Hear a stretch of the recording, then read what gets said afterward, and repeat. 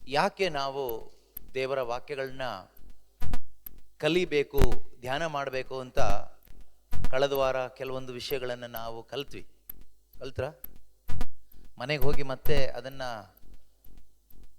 Revision ಮಾಡಿದ್ರಾ? ಮಾಡಿಲ್ಲ? Okay, ಅದು ನಿಮಗೆ ಬಿಟ್ಟಿದ್ದು, ಅದಕ್ಕೆ ನಾನೇನು ಮಾಡೋಕ್ಕಾಗಲ್ಲ. ಕೇಳುವುದಕ್ಕೆ ಕಿವಿಯುಳ್ಳವನು ಕೇಳಿಸ್ಕೊಳ್ಳಿ ಅಂತ ಹೇಳ್ತಾರಲ್ವಾ, ಅಷ್ಟೇ ನನಗೂ ಹೇಳಲಿಕ್ಕಾಗೋದು. ನೀವು ಬಂದಿದ್ದೀರಿ, ತುಂಬ ಸಂತೋಷ. ಕೇಳಿಸ್ತಾ ಇದೆಯಲ್ಲ ಕ್ಲಿಯರಾಗಿ? ಓಕೆ, ಬಂದಿದ್ದೀರಿ. ಆದರೆ ನೀವು ಬಂದು ಸುಮ್ಮನೆ ಕುತ್ಕೊಂಡು ಹಾಗೆ ಹೋಗಬೇಡಿ. ಸ್ವಲ್ಪ ಮನಸ್ಸನ್ನು ಈ ಕಡೆ ಕೊಟ್ಟು ಏನು ಕೇಳಿಸ್ಕೊಳ್ತೀರೋ ಅದನ್ನು ಮನೆಗೆ ಹೋದ್ಮೇಲೂ ಕೂಡ ಅದನ್ನು ವರ್ಕೌಟ್ ಮಾಡೋದಾದರೆ, ಅದನ್ನು ಮತ್ತೊಮ್ಮೆ ಧ್ಯಾನ ಮಾಡೋದಾದರೆ, ಆಲೋಚನೆ ಮಾಡೋದಾದರೆ, ಅಲ್ಲೂ ಕೂಡ ದೇವರು ನಿಮ್ಮ ಜೊತೆ ಮಾತಾಡ್ತಾರೆ. ದೇವರು ನಿಮ್ಮ ಮನೆಯಲ್ಲೂ ಕೂಡ ನಿಮ್ಮೊಂದಿಗೆ ಮಾತಾಡ್ತಾರೆ.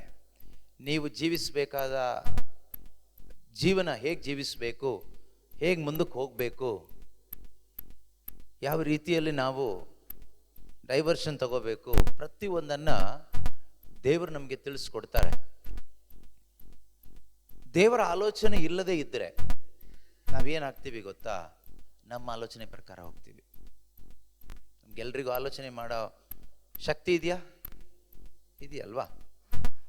ದೇವರ ಆಲೋಚನೆ ನಮಗೆ ಸಿಗದೆ ಇದ್ದರೆ ನಾವು ನಮ್ಮ ಆಲೋಚನೆ ಪ್ರಕಾರ ಹೋಗ್ತೀವಿ. ನಮ್ಮ ಆಲೋಚನೆ ಅಂದರೆ ಈಸ್ ಈಕ್ವಲ್ ಟು ಸೈತಾನನ ಆಲೋಚನೆ. ನಮ್ಮ ಆಲೋಚನೆ ಅಂತ ಏನು ಹೇಳಿದಿನೋ ಅದೆಲ್ಲವೂ ಕೂಡ ಸೈತಾನನ ಆಲೋಚನೆನೇ. ಸೈತಾನ ಯಾವ ರೀತಿ ಆಲೋಚನೆ ಕೊಡ್ತಾನೆ ಅಂತ ನಿಮಗೆ ಗೊತ್ತಾ? ಯಾವ ರೀತಿ ಕೊಡ್ತಾನೆ ಹೇಳಿ? ನೆಗೆಟಿವ್ ಆಗಿ ಕೊಟ್ಟರೆ ನೀವು ತಗೊಳ್ಳೋದೇ ಇಲ್ಲ. ಅಲ್ಲೇ ಅದು ವಂಚನೆ. ಅದು ನೆಗೆಟಿವ್ ಕೊಡಲ್ಲ ಅವನು. ಸೈತಾನ ಹೇಗೆ ಆಲೋಚನೆ ಕೊಡ್ತಾನೆ ಗೊತ್ತಾ? ಸರಿಯಾಗಿ ಕೇಳಿಸ್ಕೊಳ್ಳಿ, ಬರ್ಕೊಳ್ಳಿ ಬೇಕಾದ್ರೆ.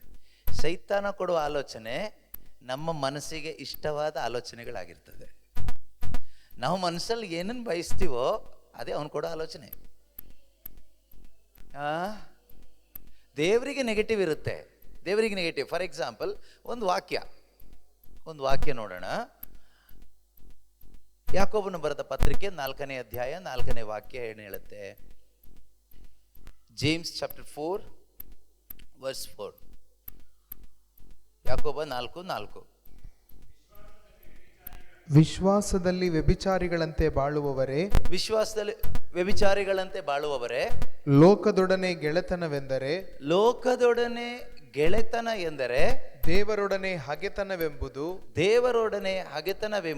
ನಿಮಗೆ ತಿಳಿಯದೆ ಲೋಕದೊಡನೆ ಗೆಳೆತನವನ್ನ ಬಯಸುವವನು ದೇವರೊಡನೆ ಹಗೆತನವನ್ನು ಬೆಳೆಸುತ್ತಾನೆ.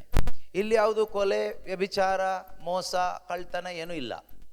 ಇಲ್ಲಿ ಬರ್ದಿರೋದಿಷ್ಟೇ, friendship with the world is enmity with God. ಲೋಕವನ್ನು ನಾವು ಪ್ರೀತಿ ಮಾಡಿದ್ರೆ ದೇವರಿಗೆ ನಾವು ಶತ್ರುಗಳಾಗ್ತೀವಂತೆ. ಮಾತ್ರ ಅಲ್ಲ, ಅದು ವಿಶ್ವಾಸದ ವ್ಯಭಿಚಾರ ಅಂತ. ನಮಗೆ ವ್ಯಭಿಚಾರ ಅಂದರೆ ಏನು ಅಂತ ನಮ್ಗೆಲ್ರಿಗೂ ಗೊತ್ತು ಅಲ್ವಾ? ಅಡಲ್ಟ್ರಿ ಅಂದರೆ ಏನು ಅಂತ ಎಲ್ರಿಗೂ ಗೊತ್ತಿದೆ.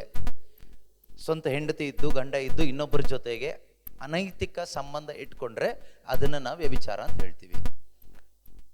ನಾವು ಆ ತಪ್ಪನ್ನು ಮಾಡಲಿಕ್ಕೆ ಪಿಶಾಚಿನ ಆಲೋಚನೆ ಕೊಡೋದು. ಆದರೂ ಕೂಡ ನಾವು ಸ್ವಲ್ಪ ವಾಕ್ಯ ಎಲ್ಲ ಗೊತ್ತಿರುವಾಗ ಆ ರೀತಿ ನಾವು ವಂಚನೆಗೊಳಗಾಗಲಿಕ್ಕೆ ಕಷ್ಟ ಆಗ್ಬೋದು. ಆದರೆ ಈ ರೀತಿ ಲೋಕದೊಡನೆ ಗೆಳೆತನ, ದೇವರೊಡನೆ ಹಗೆತನ, ಲೋಕದೊಡನೆ ಗೆಳೆತನ ಅದು ವಿಶ್ವಾಸದ ವ್ಯಭಿಚಾರ ಅಂತೆ. ಈಗ ನಾವು ಯಾರ ಜೊತೆಗೆ ಗೆಳೆತನ ಇಟ್ಕೊಂಡಿದ್ದೀವಿ? ಲೋಕದ ಜೊತೆನಲ್ಲಿ ಗೆಳೆತನ ಇಟ್ಕೋಬಹುದು, ಅಥವಾ ದೇವರ ಜೊತೆ ಗೆಳೆತನ ಇಟ್ಕೋಬಹುದು. You cannot have friendship with both the opposite parties at the same time. ಎರಡೂ ವಿರೋಧ ಪಕ್ಷಗಳ ಜೊತೆನಲ್ಲಿ ನೀವು ಒಂದೇ ಸಾರಿ ಫ್ರೆಂಡ್ ಆಗಿರ್ಲಿಕ್ಕೆ ಆಗೋದಿಲ್ಲ. ಒಬ್ಬರ ಜೊತೆಗೆ ಫ್ರೆಂಡ್ ಆಗಿದ್ರೆ ಇನ್ನೊಬ್ಬರಿಗೆ ದ್ರೋಹ ಮಾಡೋರಾಗಿರ್ತೀರ. ಇಬ್ಬರ ಜೊತೆಗೂ ನಾವು ಬ್ಯಾಲೆನ್ಸ್ಡ್ ಆಗಿದ್ದೀವಿ ಅಂದರೆ ಖಂಡಿತವಾಗ್ಲೂ ನೀವು ಒಬ್ಬರನ್ನ ಹೊಂದ್ಕೊಂಡು ಇನ್ನೊಬ್ಬರಿಗೆ ದ್ರೋಹ ಮಾಡ್ತೀರಾ ಅಥವಾ ಇಬ್ಬರಿಗೂ ದ್ರೋಹ ಮಾಡೋರಾಗಿರ್ತೀರಾ. ಕ್ರೈಸ್ತ ಜೀವನದಲ್ಲಿ ಬ್ಯಾಲೆನ್ಸಿಂಗ್ ಅನ್ನೋದಿಲ್ಲ. ಬ್ಯಾಲೆನ್ಸಿಂಗ್ ಅನ್ನೋದಿಲ್ಲ. ಇದು ಬೇಕು, ಅದು ಬೇಕು, ಲೋಕನೂ ಬೇಕು, ಜೀಸಸ್ಸು ಬೇಕು.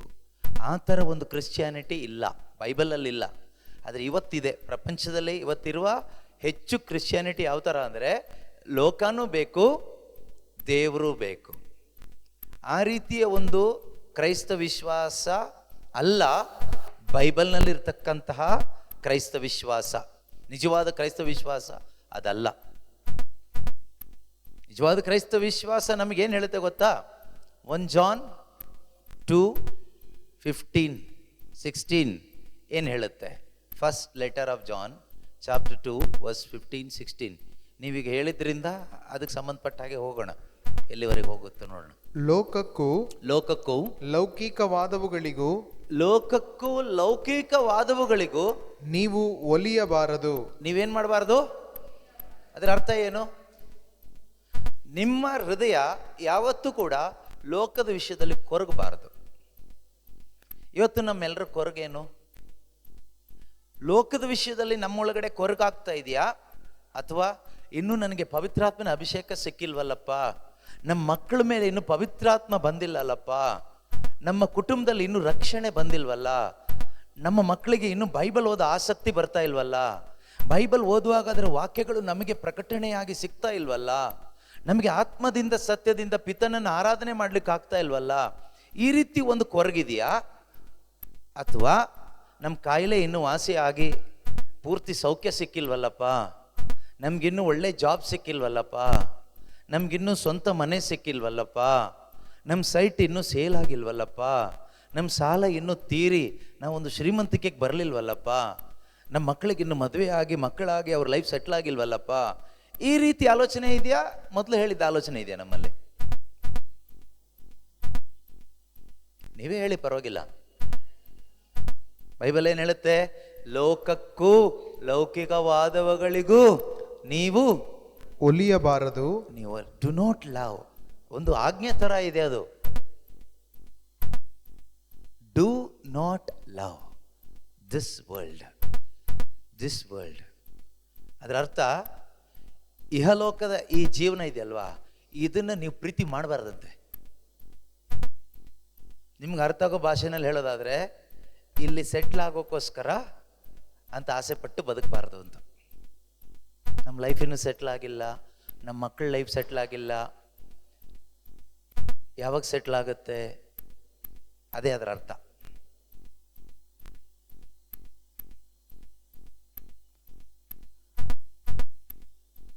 ದೇವರು ನಮ್ಮನ್ನು ಆರಿಸ್ಕೊಂಡಿದ್ದಾರೆ ದೀಕ್ಷಾಸ್ನಾನದ ಮುಖಾಂತರ.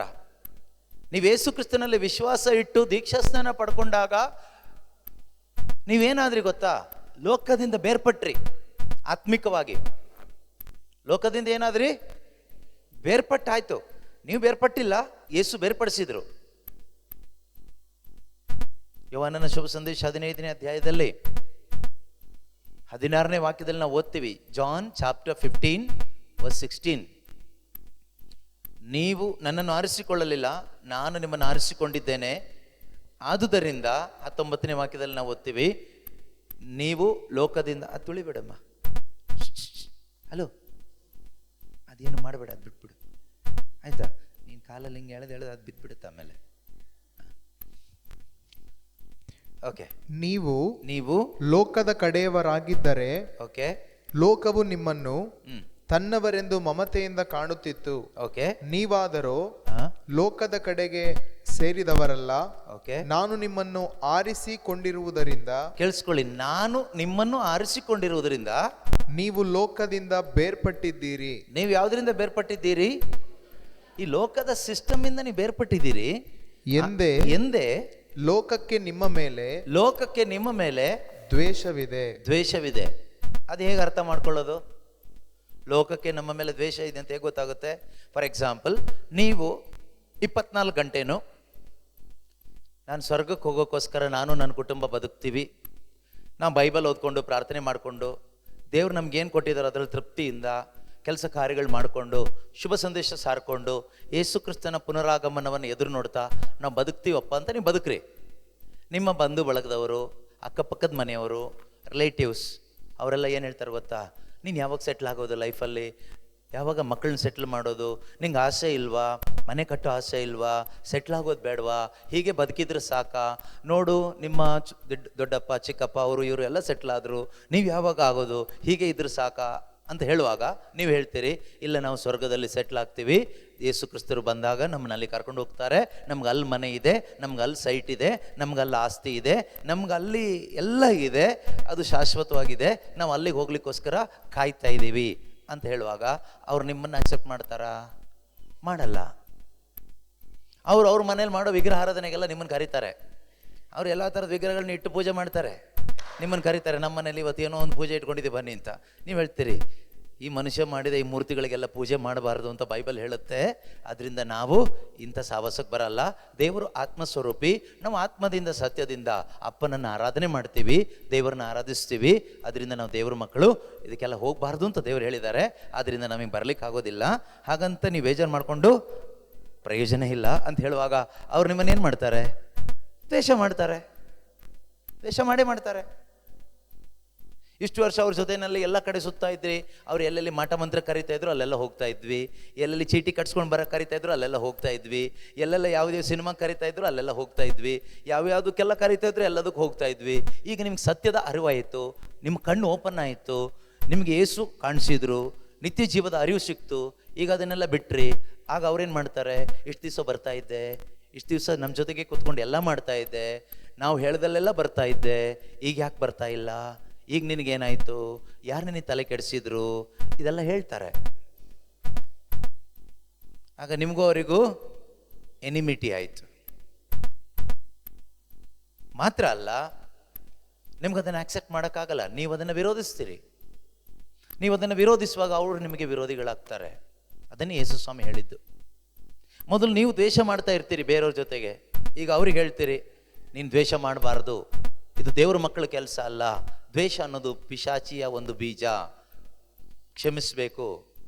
ಇದೆಲ್ಲ ಹೇಳುವಾಗ ಏನಾಗುತ್ತೆ? ನಮಗೆ ಕೋಪ ಬರುತ್ತೆ. ಅದನ್ನೇ ಯೇಸು ಸ್ವಾಮಿ ಹೇಳಿದ್ದು, ನಾನು ನಿಮ್ಮನ್ನು ಆರಿಸಿಕೊಂಡಿರುವುದರಿಂದ ನೀವೆಲ್ಲಿಂದ ಬೇರ್ಪಟ್ಟಿದ್ದೀರಿ? ಲೋಕದಿಂದ.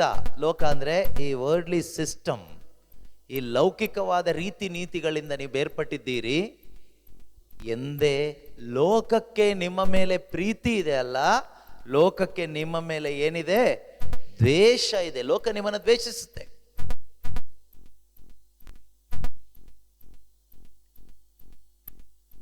ನೀವು ನಿಜವಾಗ್ಲೂ ಕ್ರಿಸ್ತನಿಗೆ ಸೇರಿದವರಾಗಿದ್ದರೆ ಲೋಕ ನಿಮ್ಮನ್ನ ದ್ವೇಷ ಮಾಡಲೇಬೇಕು. ಆದ್ರೆ ಇವತ್ತು ನಾವು ಯಾವುದನ್ನು ಪ್ರೀತಿಸ್ತಾ ಇದ್ದೀವಿ? ಬ್ಯಾಲೆನ್ಸಲ್ಲಿ ಹೋಗ್ತಾ ಇದ್ದೀವಿ, ಅಥವಾ ಆ ರೀತಿ ಬ್ಯಾಲೆನ್ಸ್ ಇಲ್ಲ, ನಾವು ಲೋಕವನ್ನು ಪ್ರೀತಿ ಮಾಡ್ತಾ ಬದುಕ್ತಾ ಇದ್ದೀವಿ. ದೇವರು ಒಂದು ಆಜ್ಞೆಯ ರೂಪದಲ್ಲಿ ಹೇಳಿದ್ದಾರೆ, do not love this world. ಈ ಲೋಕವನ್ನಾಗಲಿ ಲೋಕದಲ್ಲಿ ಇರುವುದನ್ನಾಗಲಿ ನೀವೇನ್ ಮಾಡಬಾರ್ದಂತೆ? ಪ್ರೀತಿಸಬಾರ್ದು ಅಂತ. ನಾವು ಬೆಳಗಿಂದ ಸಂಜೆ ತನಕ, ರಾತ್ರಿ ನಿದ್ದೆ ಬರೋ ತನಕ ನಮ್ಮ ಮನಸ್ಸಿನಲ್ಲಿರ್ತಕ್ಕಂಥದ್ದು ಯಾರ ಮೇಲೆ ಪ್ರೀತಿ? ಲೋಕದ ಮೇಲೆ.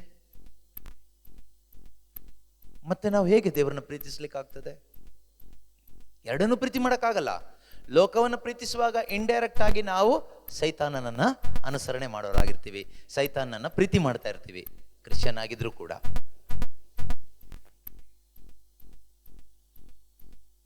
ಅದಕ್ಕೋಸ್ಕರನೇ ನಮಗೆ ನೆಮ್ಮದಿ ಇಲ್ಲ, ಅದಕ್ಕೋಸ್ಕರನೇ ನಮಗೊಂದು ಶಾಂತಿ ಇಲ್ಲ, ಅದಕ್ಕೋಸ್ಕರನೇ ನಾವೊಂದು ಸಂತೋಷವಾಗಿ ಬದುಕಲಿಕ್ಕೆ ಆಗ್ತಾ ಇಲ್ಲ.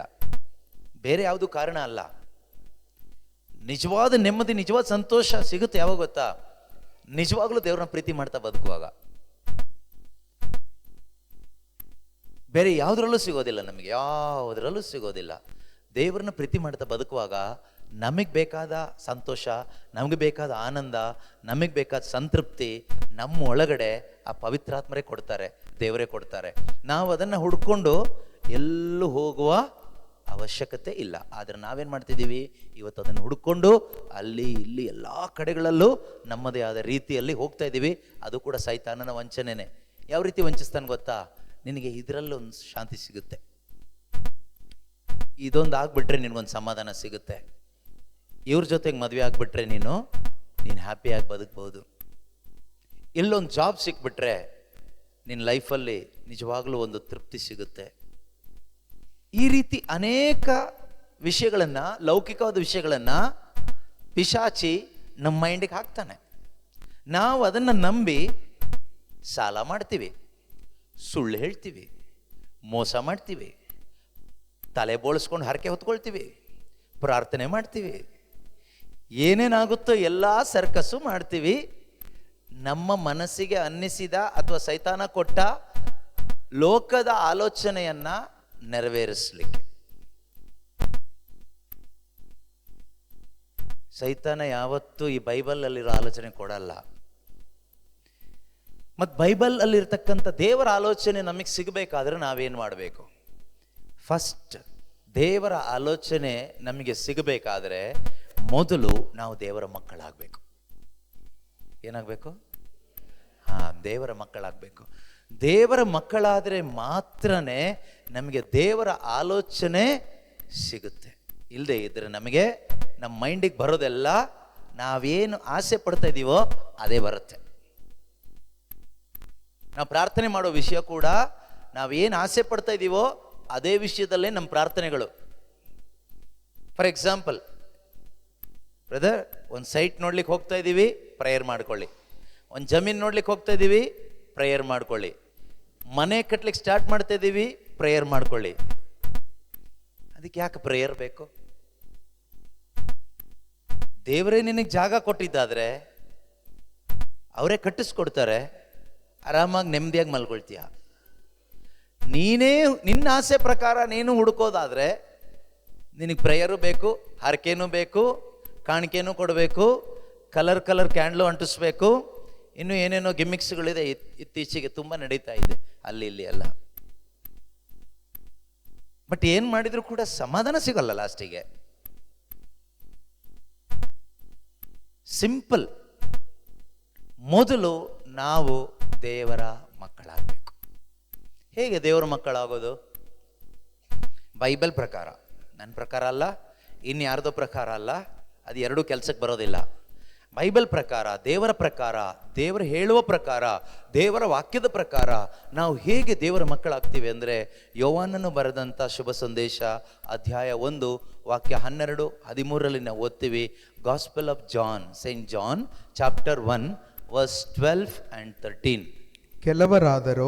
ಕೆಲವರಾದರೂ ಅವರನ್ನು ಬರಮಾಡಿಕೊಂಡರು.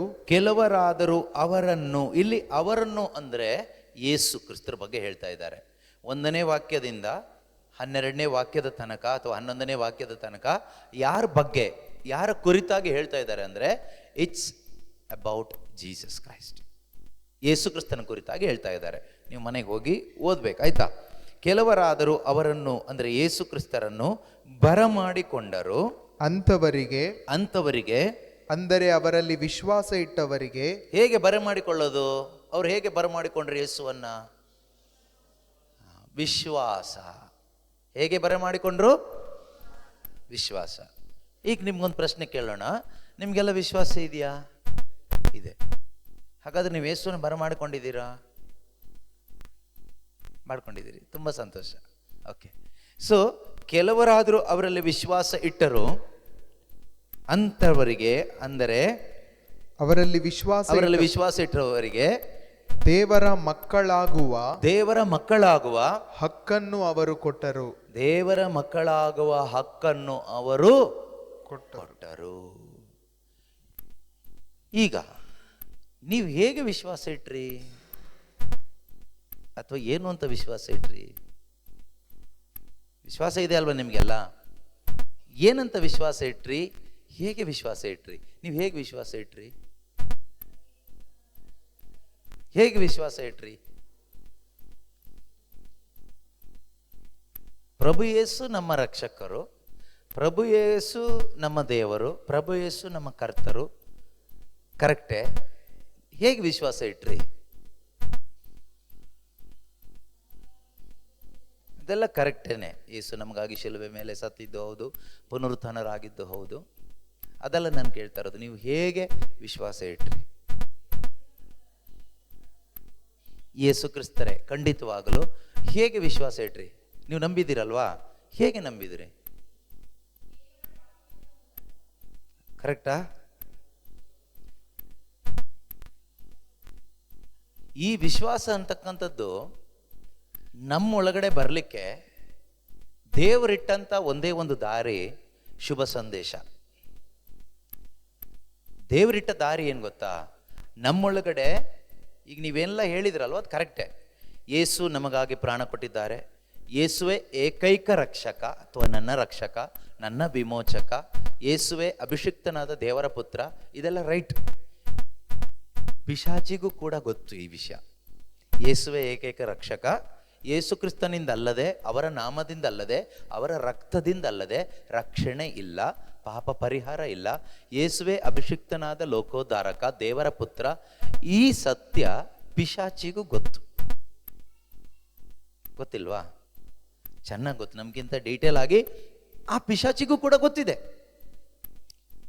ಹಾಗಂತ ಹೇಳ್ಬಿಟ್ಟು ಪಿಶಾಚಿ ಈಗ ಆತ್ಮದಿಂದ ಸತ್ಯದಿಂದ ಪಿತನನ್ನು ಆರಾಧನೆ ಮಾಡ್ತಾನ? ಮಾಡ್ಲಿಕ್ಕೆ ಆಗೋದಿಲ್ಲ. ಪಿಶಾಚಿ ಸ್ವರ್ಗಕ್ಕೆ ಹೋಗುತ್ತಾ? ಹೋಗೋದು ಇಲ್ಲ. ಯಾಕಂದ್ರೆ ಆಲ್ರೆಡಿ ಅವನ ಡೆಸ್ಟಿನೇಷನ್ ಫಿಕ್ಸ್ ಮಾಡಿಬಿಟ್ಟಿದ್ದಾರೆ ದೇವರು. ದೇವ್ರಿಗೆ ಗೊತ್ತು ಅವನು ಹೋಗೋದೇ ಇಲ್ಲ ಅಂತ ಗೊತ್ತು. ಅವನಿಗೆ ದೇವ್ರ ಬಗ್ಗೆ ಎಷ್ಟು ಗೊತ್ತಿದ್ರು, ಯೇಸು ಬಗ್ಗೆ ಎಷ್ಟು ಗೊತ್ತಿದ್ರು, ಏನೆಲ್ಲ ಗೊತ್ತಿದ್ರು, ಅವ್ನು ಸ್ವರ್ಗಕ್ಕೆ ಹೋಗೋದಿಲ್ಲ ಅಂತ ದೇವ್ರಿಗೆ ಮುಂಚಿತವಾಗಿ ಗೊತ್ತಿರೋದ್ರಿಂದ ಅವನ ಡೆಸ್ಟಿನೇಷನ್ ದೇವರು ಆಲ್ರೆಡಿ ಫಿಕ್ಸ್ ಮಾಡಿಬಿಟ್ಟಿದ್ದಾರೆ. ಆರದ ಬೆಂಕಿ. ಹಾಗಾದ್ರೆ ನಾವು ಸುಮ್ಮನೆ ಈ ಜನರಲ್ ನಾಲೆಡ್ಜಿಂದ ಏನು ಪ್ರಯೋಜನ ಇಲ್ಲ. ನಮಗೇನು ಬೇಕು ಅಂದರೆ ಶುಭ ಸಂದೇಶದ ಮುಖಾಂತರ, ಕೇಳಿಸ್ಕೊಳ್ಳಿ, ಶುಭ ಸಂದೇಶದ ಮುಖಾಂತರ ನಮ್ಮ ಹೃದಯದಲ್ಲಿ ಇದೊಂದು ಪ್ರಕಟಣೆಯಾಗಿ ಬರಬೇಕು. ಯಾವುದು? ನೀವೀಗೇನೆಲ್ಲ ಹೇಳಿದಿರೋ, Jesus Christ is my saviour, he saved me, ಅವರು ನನ್ನನ್ನು ರಕ್ಷಿಸಿದ್ದಾರೆ, ಅವರು ನನ್ನ ರಕ್ಷಕ, ಅವರು ನನ್ನ ರಕ್ಷಣೆ ಮಾಡಿದ್ದಾರೆ. ಹಿ ಡೈಡ್ ಫಾರ್ ಮೀ, ಅವರು ನನಗಾಗಿ ಸತ್ತಿದ್ದಾರೆ, ನನ್ನ ಬದಲಿಗೆ ಅವರು ಶಿಲುಬೆ ಮೇಲೆ ಸತ್ತಿದ್ದಾರೆ. ಅವರಲ್ಲಿ ನಾನು ಒಂದಾಗಿ ಶಿಲುಬೆಗೆ ಜಡಿಸಿಕೊಂಡು ಲೋಕದ ಪಾಲಿಗೆ ನಾನು ಸತ್ತೋಗ್ಬಿಟ್ಟಿದ್ದೀನಿ, ನಾನೀಗ ಇಲ್ಲ ಎಂದು ನನಗೊಂದು ಪ್ರಕಟಣೆಯಾಗಿ ಬರಬೇಕು. ಯಾವುದರಿಂದ? ಶುಭ ಸಂದೇಶದ ಮುಖಾಂತರ. ಈ ಪ್ರಕಟಣೆ ನಿಮ್ಮ ಒಳಗಡೆ ಬಂದ್ಬಿಟ್ರೆ ಮಾತ್ರನೇ ಖಂಡಿತವಾಗ್ಲೂ ನಮಗೆ ಒಂದು ಹೊಸ ಜನ್ಮದ ಅನುಭವ ಉಂಟಾಗೋದು. ಬಾರ್ನ್ ಅಗೇನ್ ಎಕ್ಸ್ಪೀರಿಯನ್ಸ್ ನಮಗಾಗುತ್ತೆ. ಅದಿಲ್ಲದೆ ಇದ್ರೆ ಈ ಜನರಲ್ ನಾಲೆಡ್ಜಿಂದ ಬೇರೆಯವ್ರಿಗೆ ಹೇಳ್ಬೋದು ಅಷ್ಟೇ. ಭಾನುವಾರ ಚರ್ಚಿಗೆ ಬರಲಿಕ್ಕೆ ಜನರಲ್ ನಾಲೆಡ್ಜ್ ಸಾಕು. ಯೇಸು ದೇವರು, ಯೇಸು ನಮಗಾಗಿ ಸತ್ತಿದ್ದಾರೆ ಅಂತ ಇವರು ಹೇಳಿದ ಕೇಳಿಸ್ಕೊಂಡು ನಾವು ಬರ್ತಿದ್ದೀವಿ ಅಷ್ಟೇ. ನಮಗೊಂದು ಪ್ರಕಟಣೆ ಆದರೆ ಅದರ ಅರ್ಥ ನಾವು ಆತನಿಗಾಗಿ ಬದುಕ್ತೀವಿ. ನಾವು ಲೋಕವನ್ನು ಪ್ರೀತಿ ಮಾಡದೆ ಪಾಪಕ್ಕೆ ವಿಮುಖರಾಗಿ ದೇವರ ಕಡೆಗೆ ಅಭಿಮುಖರಾಗಿ, ಅಂದರೆ ದೇವರ ಕಡೆಗೆ ತಿರುಗಿಕೊಂಡು ನಮ್ಮ ಜೀವಮಾನವೆಲ್ಲ ಕರ್ತನಿಗಾಗಿ, ಯೇಸು ಪ್ರಭುವಿಗಾಗಿ ನಾವು ಬದುಕ್ತೀವಿ. ಚರ್ಚಿಗೆ ಬರ್ತೀವಿ ಅಂತಲ್ಲ, ಪ್ರಾರ್ಥನೆ ಮಾಡ್ತೀವಿ ಅಂತಲ್ಲ, ಅವರಿಗಾಗಿ, ಅವರ ಮಹಿಮೆಗಾಗಿ, ಅವರ ನಾಮ ಮಹಿಮೆಗಾಗಿ, ಅವರ ನಾಮವನ್ನು ಮಹಿಮೆ ಪಡಿಸುವುದಕ್ಕಾಗಿ, ಅವರ ನಾಮವನ್ನು ಪ್ರಚಾರ ಪಡಿಸುವುದಕ್ಕಾಗಿ, ಅವರ ಆ ಶಿಲುಬೆಯ ಮರಣವನ್ನು, ಪುನರುತ್ಥಾನವನ್ನು ಪ್ರಚುರಪಡಿಸುವುದಕ್ಕಾಗಿಯೇ ನಾವು ಬದುಕ್ತೀವಿ. ಆದರೆ ಇವತ್ತು ನಾವು ಅವ್ರ ಹೆಸರು ಹೇಳ್ಕೊಂಡು ನಮ್ಮ ಸ್ವಾರ್ಥಕ್ಕಾಗಿ, ನಮ್ಮ ಸುಖಕ್ಕಾಗಿ, ನಮ್ಮ ಸಂತೋಷಕ್ಕಾಗಿ, ನಮ್ಮ ಆಸೆ ಆಕಾಂಕ್ಷೆಗಳಿಗಾಗಿ ನಾವು ಬದುಕ್ತಾ ಇದ್ದೀವಿ. ಕರೆಕ್ಟಾ?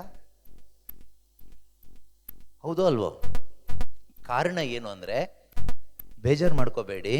ಯಾಕೆ ಕಾರಣ ಅಂದರೆ, ನಾವಿನ್ನೂ ದೇವರ ಮಕ್ಕಳಾಗದೇ ಇರೋದ್ರಿಂದ.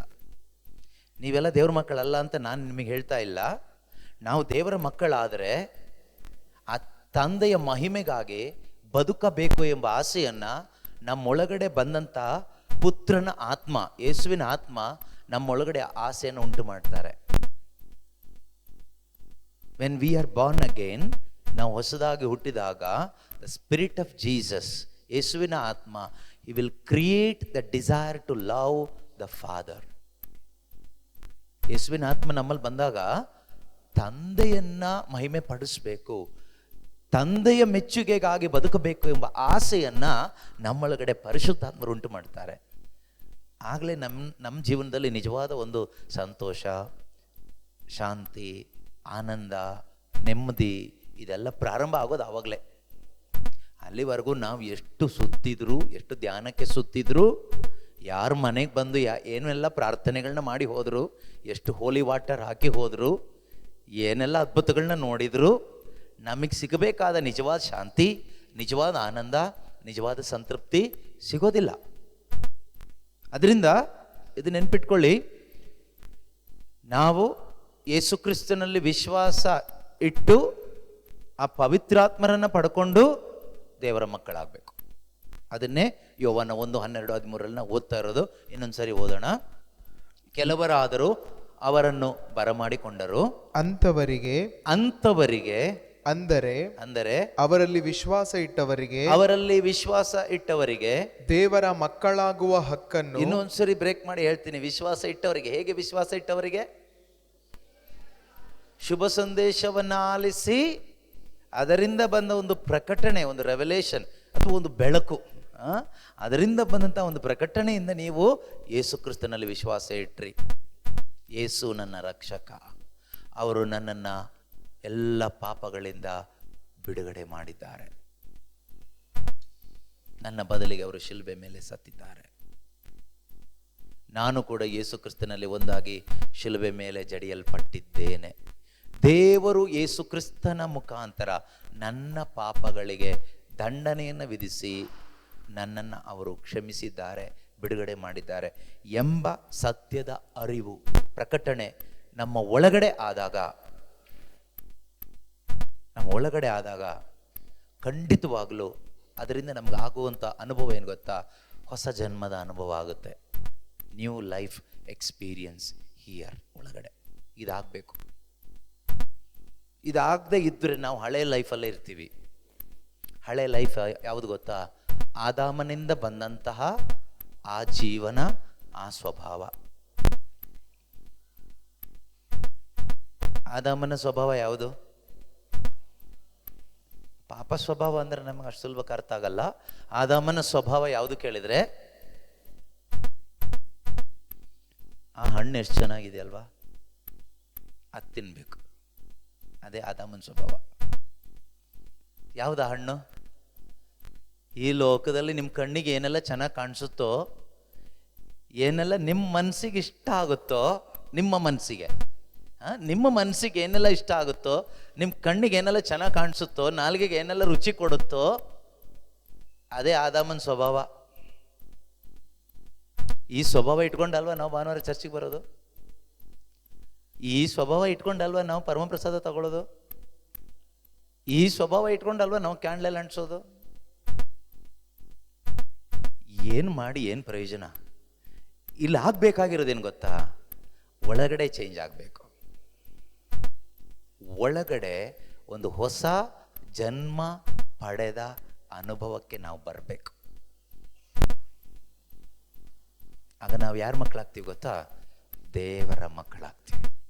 ಅಲ್ಲಿವರೆಗೂ ಹಣ್ಣು ನೋಡ್ತಾ ಬದುಕ್ತೀವಿ. ಆ ಹಣ್ಣು ಚೆನ್ನಾಗಿದೆ, ಈ ಹಣ್ಣು ಚೆನ್ನಾಗಿದೆ, ಚೆನ್ನಾಗಿದೆ, ಚೆನ್ನಾಗಿದೆ, ಯಾವ ಕಡೆ ತಿರುಗಿದ್ರು ಚೆನ್ನಾಗಿದೆ. ಮತ್ತೆ ಎಲ್ಲರ ಥರ ಆಗ್ಬೇಕು ನಾವು. ಅವ್ರ ಥರ ಆಗಬೇಕು, ಇವ್ರ ಥರ ಆಗಬೇಕು, ಏನೇನೋ ಆಸೆಗಳು ಆಗಬೇಕು, ನಾವು ಆಗಬೇಕು, ನಮ್ಮ ಮಕ್ಕಳಿಗೂ ಅದೇ ಥರ ಆಗಿಸ್ಬೇಕು. ಅದಕ್ಕಾಗಿ ಓದಿಸ್ಬೇಕು, ಓದಿಸಿ ಅವ್ರನ್ನ ಮೆಂಟಲ್ ಮಾಡಬೇಕು. ಆಮೇಲೆ ಅವ್ರು ಹೇಳಿದ ಮಾತು ಒಂದು ಕೇಳಲ್ಲ. ಅವ್ರು ಹೇಳೋದು ಯಾರ ಮಾತು ಗೊತ್ತಾ? ನಿಮ್ಮ ಮಾತು ಕೇಳಲ್ಲ. ಅವ್ರ ಒಳಗಡೆ ಯಾವ ಆತ್ಮ ಇದೆಯೋ ಅದೇ ಮಾತು ಕೇಳೋದು ಅವರು. ನಿಮ್ಮ ಒಳಗಡೆ ಯಾವ ಆತ್ಮ ಇದೆಯೋ ಅದೇ ಮಾತು ಕೇಳಿ ಕೇಳಿ ಕೇಳಿ ಅವರಿಗೆಲ್ಲ ಓದಿಸಿ ಏನೇನೋ ಮಾಡಿದ್ರಿ. ಈಗ ಅವ್ರೊಳಗಡೆ ಅದೇ ಆತ್ಮ ಇದೆ. ಅವ್ರ ಒಳಗಡೆ ಇರೋ ಆತ್ಮ ಹೇಳೋದೇ ಅವ್ರು ಕೇಳೋದು. ನೀವು ಹೇಳೋದು ಯಾಕೆ ಕೇಳಬೇಕು? ನೀವು ಹೇಳ್ತೀರಿ, ಸೆಂಟಿಮೆಂಟೆಲ್ಲ ಹೊಡಿತೀರಿ. ನಾವು ನಿಮಗೆ ಜನ್ಮ ಕೊಟ್ಟಿಲ್ವಾ, ನಿಮಗೋಸ್ಕರ ನಾವು ಕಷ್ಟಪಟ್ಟಿಲ್ವಾ, ನಿನಗೋಸ್ಕರ ಹಾಲು ಕುಡಿಸಿ ಬೆಳೆಸಿಲ್ವಾ, 9 ತಿಂಗಳು ಹೊತ್ತಿಲ್ವಾ. ಆ ಮಕ್ಕಳು ರಿವರ್ಸ್ ಆಗಿನೂ ಕೇಳ್ತಾರೆ, ಯಾವ ಅಮ್ಮನೂ ಮಾಡದೇ ಇರೋದು ನೀನೇನು ಮಾಡಿಲ್ಲ, ಸುಮ್ಮನೆ ಇರು, ಒದರಬೇಡ ಅಂತಾರೆ. ಪ್ರಪಂಚದಲ್ಲಿರೋ ಎಲ್ಲ ಅಮ್ಮಂದ್ರು ಅದೇ ಮಾಡಿರೋದು, ಹಾಲೇ ಕುಡಿಸಿರೋದು, 9 ತಿಂಗಳೇ ಹೊತ್ತಿರೋದು. ಎಲ್ಲರೂ ಅವ್ರ ಮಕ್ಕಳನ್ನ ಮುದ್ಸೆನೆ ಬೆಳೆಸಿರೋದು ಹೇಳ್ತಾರೆ. ಅವಾಗ ನಿಮಗಿನ್ನೂ ಗಾಯ ಆಗುತ್ತೆ, ಇನ್ನೂ ದುಃಖ ಆಗುತ್ತೆ. ಆವಾಗ ಅಳ್ತೀರಿ, ದೇವ್ರ ಹತ್ರ ಹೇಳ್ತೀರಿ, ದೇವ್ರೆ ಇಂಥ ಮಗನ್ನ ಯಾಕೆ ಕೊಟ್ಟೆ, ಇಂಥ ಮಗಳನ್ನ ಯಾಕೆ ಕೊಟ್ಟೆ, ಅದ್ರ ಬದಲು ನನ್ನ ಸಾಯಿಸ್ಬಹುದಾಗಿತ್ತಲ್ಲ ಎಲ್ಲ ಹೇಳ್ತೀರಿ. ಬಟ್ ಇದು ಯಾವುದು ವರ್ಕೌಟ್ ಆಗೋದಿಲ್ಲ, ಸುಮ್ಮನೆ ನಾವು ಟೈಮ್ ಪಾಸ್. ಅದರಿಂದ ಬೇಜಾರಾಗಿ ಸೂಸೈಡ್ ಮಾಡ್ಕೊಂಡು ಸಾಯೋರಿದ್ದಾರೆ, ಆತ್ಮಹತ್ಯೆ ಮಾಡ್ಕೊಂಡು ಸಾಯೋರಿದ್ದಾರೆ, ಮೆಂಟಲ್ ಆಗೋರಿದ್ದಾರೆ, ಮನೋರೋಗಿಗಳಾಗೋರು ಇದ್ದಾರೆ, ಬೇರೆ ಬೇರೆ ರೋಗ ಬರೋರು ಇದ್ದಾರೆ, ಹಾರ್ಟ್ ಅಟ್ಯಾಕ್ ಆಗದವರು ಇದ್ದಾರೆ. ಬಟ್ ಇದೆಲ್ಲದರಿಂದ ಒಂದು ಬಿಡುಗಡೆ ಇದೆಯಾ ಕೇಳಿದರೆ 100% ಇದೆ. ಆಯಿತಾ? ಇದೆಲ್ಲದರಿಂದ ಹೊರಗೆ ಬರಲಿಕ್ಕೆ ಆಗುತ್ತಾ ಬ್ರದರ್ ಕೇಳಬೇಡಿ, ಖಂಡಿತವಾಗ್ಲೂ ಆಗುತ್ತೆ. ಯಾವಾಗ ಆಗುತ್ತೆ ಕೇಳಿದರೆ, ನೀನು ಯಾವತ್ತು ಮನಸ್ಸು ಮಾಡ್ತೀಯೋ ಆವತ್ತಾಗುತ್ತೆ. ನೀನು ಯಾವತ್ತು ಈಗ ಏನು ಬೋಧನೆ ಕೇಳಿಸ್ಕೊಳ್ತಾ ಇದ್ದೀರಲ್ವಾ, ಈ ಬೋಧನೆನೇ ನೀವು ಯಾವತ್ತು ಹಿಡ್ಕೊಳ್ತಿರೋ ಆವತ್ತಾಗುತ್ತೆ. ಬೇರೆ ಯಾವ ಥರನೂ ಆಗಲ್ಲ. This is the only way. Jesus Christ is the only way for our complete salvation and deliverance. ನಮ್ಮ ಸಂಪೂರ್ಣ ವಿಮೋಚನೆಗಾಗಿ ಯೇಸು ಕ್ರಿಸ್ತರು ಮಾತ್ರನೇ ದಾರಿ, ಬೇರೆ ಯಾವುದು ದಾರಿ ಇಲ್ಲ. ಶಾರ್ಟ್ಕಟ್ ಎಲ್ಲ ಹುಡುಕಬೇಡಿ, ಸುಮ್ಮನೆ ಏನು ಪ್ರಯೋಜನ ಇಲ್ಲ. ಸ್ವಲ್ಪ ದೂರ ಹೋದ್ಮೇಲೆ ಆಮೇಲೆ ಎಲ್ಲ ಬ್ಲ್ಯಾಂಕ್ ಆಗಿಬಿಡುತ್ತೆ, ಎಲ್ಲಿ ಹೋಗಬೇಕು ಗೊತ್ತಾಗೋದಿಲ್ಲ. there is only one perfect way which leads to heaven, that is Jesus, the word of God, gospel. ಶುಭ ಸಂದೇಶ ಮಾತ್ರನೇ, ದೇವರ ವಾಕ್ಯ ಮಾತ್ರನೇ, ಯೇಸು ಕ್ರಿಸ್ತರು ಮಾತ್ರನೇ. ಆ ದಾರಿಯಲ್ಲಿ ಹೋದವರೆಲ್ಲ ಸೇಫಾಗಲ್ಲಿ ಹೋದರು. ಈಗ ನಾನು ನೀವು ಹೋಗಬೇಕು ಅಂದರೆ, ಆ ದಾರಿಯಲ್ಲಿ ಹೋಗ್ಲಿಕ್ಕೆ ಆಗಬೇಕಾದ್ರೆ ಮೊದಲನೇದಾಗಿ ಒಂದು ಹೊಸ ಜನ್ಮ ಬೇಕು ನಮಗೆ. ಹೊಸದಾಗಿ ಹುಟ್ಟದ ಯಾರಿಗೂ ಆ ದಾರಿಯಲ್ಲಿ ಹೋಗೋಕ್ಕಾಗೋದಿಲ್ಲ. ನಾವು ಹಣ್ಣು ನೋಡ್ಕೊಂಡೇ ಬದುಕ್ತೀವಿ. ಆ ಮರ ಎಷ್ಟು ಚೆನ್ನಾಗಿದೆ, ಈ ಮನೆ ಎಷ್ಟು ಚೆನ್ನಾಗಿದೆ, ಆ ಕಾರ್ ಎಷ್ಟು ಚೆನ್ನಾಗಿದೆ, ಬರೀ ಲೋಕವನ್ನು ನೋಡಿಕೊಂಡೇ, ಲೋಕವನ್ನು ಪ್ರೀತಿ ಮಾಡಿಕೊಂಡು, ವಿಶ್ವಾಸದ ವ್ಯಭಿಚಾರ ಮಾಡಿಕೊಂಡು, ದೇವರಿಗೆ ಶತ್ರುಗಳಾಗಿ ಭಾನುವಾರ ಚರ್ಚಿಗೆ ಬಂದು ಎಲ್ಲ ಪ್ರಾರ್ಥನೆಗಳನ್ನೂ ಮಾಡಿಕೊಂಡು ಮನೆಗೆ ಹೋಗಿ ಮಲ್ಕೊಳ್ತೀವಿ. ಸಮಾಧಾನ ಇಲ್ಲ. ಕೆಲವ್ರು ಹೇಳ್ತಾರೆ, ಪಾಪ ಡೈಲಿ ಚರ್ಚಿಗೆ ಹೋಗ್ತೀವಿ, ಎಲ್ಲ ಮಾಡ್ತೀವಿ, ಸಮಾಧಾನ ಇಲ್ಲ. ಬರುತ್ತೆ ಸಮಾಧಾನ ಯಾವಾಗ ಗೊತ್ತಾ? ಮೊದಲು ದೇವರೊಂದಿಗೆ ಸಮಾಧಾನ ಆಗಬೇಕು. If you have peace with God, you will have peace of God in your heart. Unless and until you are not in peace with God, you cannot have peace of Christ, peace of God. ದೇವರೊಂದಿಗೆ ಸಮಾಧಾನವಾಗದ ಯಾರಿಗೂ ಕೂಡ ದೇವರ ಸಮಾಧಾನ ಸಿಗಲ್ಲ. For example, ಈಗ ನನ್ನ ಹತ್ರ ಏನೋ ಒಂದು ಒಳ್ಳೆ ವಸ್ತು ಇದೆ. ಈಗ ನೀವು ನನ್ನ ಜೊತೆಗೆ ಹಗೆತನದಲ್ಲಿರುವಾಗ ನನ್ನ ಹತ್ರ ಇರೋ ಈ ಒಳ್ಳೆ ವಸ್ತು ನಿಮಗೆ ಸಿಗೋದಿಲ್ಲ. ಆದರೆ ನೀವು ನನ್ನ ಜೊತೆ ಈಗ ಸಂಧಾನ ಮಾಡಿಕೊಂಡು ಕ್ಲೋಸ್ ಫ್ರೆಂಡ್ ಆದ್ರಿ. ಕ್ಲೋಸ್ ಫ್ರೆಂಡ್ ಆದಮೇಲೆ ನನ್ನ ಹತ್ರ ಏನಿದೆಯೋ ಎಲ್ಲ ಒಳ್ಳೆಯದು ನಿಮ್ಮ ಜೊತೆಗೆ ಹಂಚ್ಕೊಳ್ಳಿಕ್ಕೆ ನನಗೆ ಆಸೆ ಆಗುತ್ತೆ. ಹಾಗೇನೆ ದೇವರ ಜೊತೆಯಲ್ಲಿ ನಾವು ಯಾವಾಗ ಶಾಂತಿ ಮಾಡ್ಕೊಳ್ತೀವೋ, ಸಂಧಾನ ಮಾಡ್ಕೊಳ್ತೀವೋ, ಸಂಧಾನ ಆಗ್ತೀವೋ, ಅಥವಾ ದೇವರ ಮಕ್ಕಳಾಗ್ತೀವೋ, ಆಗ ಏನಾಗುತ್ತೆ, ದೇವರಲ್ಲಿರ್ತಕ್ಕಂಥ ಒಳ್ಳೆಯದೆಲ್ಲವೂ ನಮ್ಗೆ ಸಿಗುತ್ತೆ, ನಮಗೆ ಅನುಭವಿಸ್ಲಿಕ್ಕಾಗುತ್ತೆ. ದೇವರ ಸಮಾಧಾನ ನಮಗೆ ಸಿಗುತ್ತೆ. ರೋಮನ್ರಿಗೆ ಬರೆದ ಪತ್ರಿಕೆ, ನಾವು ಯೋವನ್ನ ಬಿಟ್ಟು ಹೋಗೋಣ ಮುಂದಕ್ಕೆ, ಆಯ್ತಾ? ಸಾಕಷ್ಟೇ ಅನ್ಸುತ್ತೆ. ರೋಮನ್ರಿಗೆ ಬರೆದ ಪತ್ರಿಕೆ 5ನೇ ಅಧ್ಯಾಯದಲ್ಲಿ 1ನೇ ವಾಕ್ಯ ಹೇಳುತ್ತೆ, ಯೇಸು ಕ್ರಿಸ್ತರಲ್ಲಿ ವಿಶ್ವಾಸ ಇಟ್ರಿ, ಶುಭ ಸಂದೇಶವನ್ನು ಆಲಿಸಿ, ಯೇಸು ಕ್ರಿಸ್ತನೆಂದು ನೀವು ನಂಬಿದ್ದೀರಿ, ಯೇಸು ರಕ್ಷಕನೆಂದು ನೀವು ನಂಬಿದ್ದೀರಿ. ಆ ನಂಬಿಕೆಯ ಫಲವಾಗಿ ದೇವರು ನಮ್ಮನ್ನು ಏನು ಮಾಡ್ತಾರೆ? ನಮ್ಮನ್ನು ಮಗ ಎಂದು ಸ್ವೀಕಾರ ಮಾಡ್ತಾರೆ, ಮಕ್ಕಳಾಗಿ ನಮ್ಮನ್ನು ಅವರು ಸ್ವೀಕಾರ ಮಾಡ್ತಾರೆ. ನಾವೀಗ ಯಾರ ಮಕ್ಕಳಾಗಿದ್ದೀವಿ? ಅದು ಪೂರ್ತಿ ಓದ್ಬಿಡೋಣಲ್ಲ, ಇಲ್ಲ ಕೆಲವರು ಬೈಬಲ್ ತಂದಿಲ್ಲ, ಅವರಿಗೆ ಕನ್ಫ್ಯೂಷನ್ ಆಗ್ಬೋದು. ಯೋವನ್ನ 1:12-13 ಓದ್ಬಿಡಪ್ಪ ಪೂರ್ತಿ. ಅಂಥವರ ಜನನವು 12ರಿಂದನೇ ಓದ್ಬಿಡು. ಕೆಲವರಾದರೂ ಅವರನ್ನು ಬರಮಾಡಿಕೊಂಡರು, ಯೇಸುವನ್ನು ಬರಮಾಡಿಕೊಂಡರು. ಅಂಥವರಿಗೆ, ಅಂದರೆ ಅವರಲ್ಲಿ ವಿಶ್ವಾಸ ಇಟ್ಟವರಿಗೆ ದೇವರ ಮಕ್ಕಳಾಗುವ ಹಕ್ಕನ್ನು ಅವರು ಕೊಟ್ಟರು.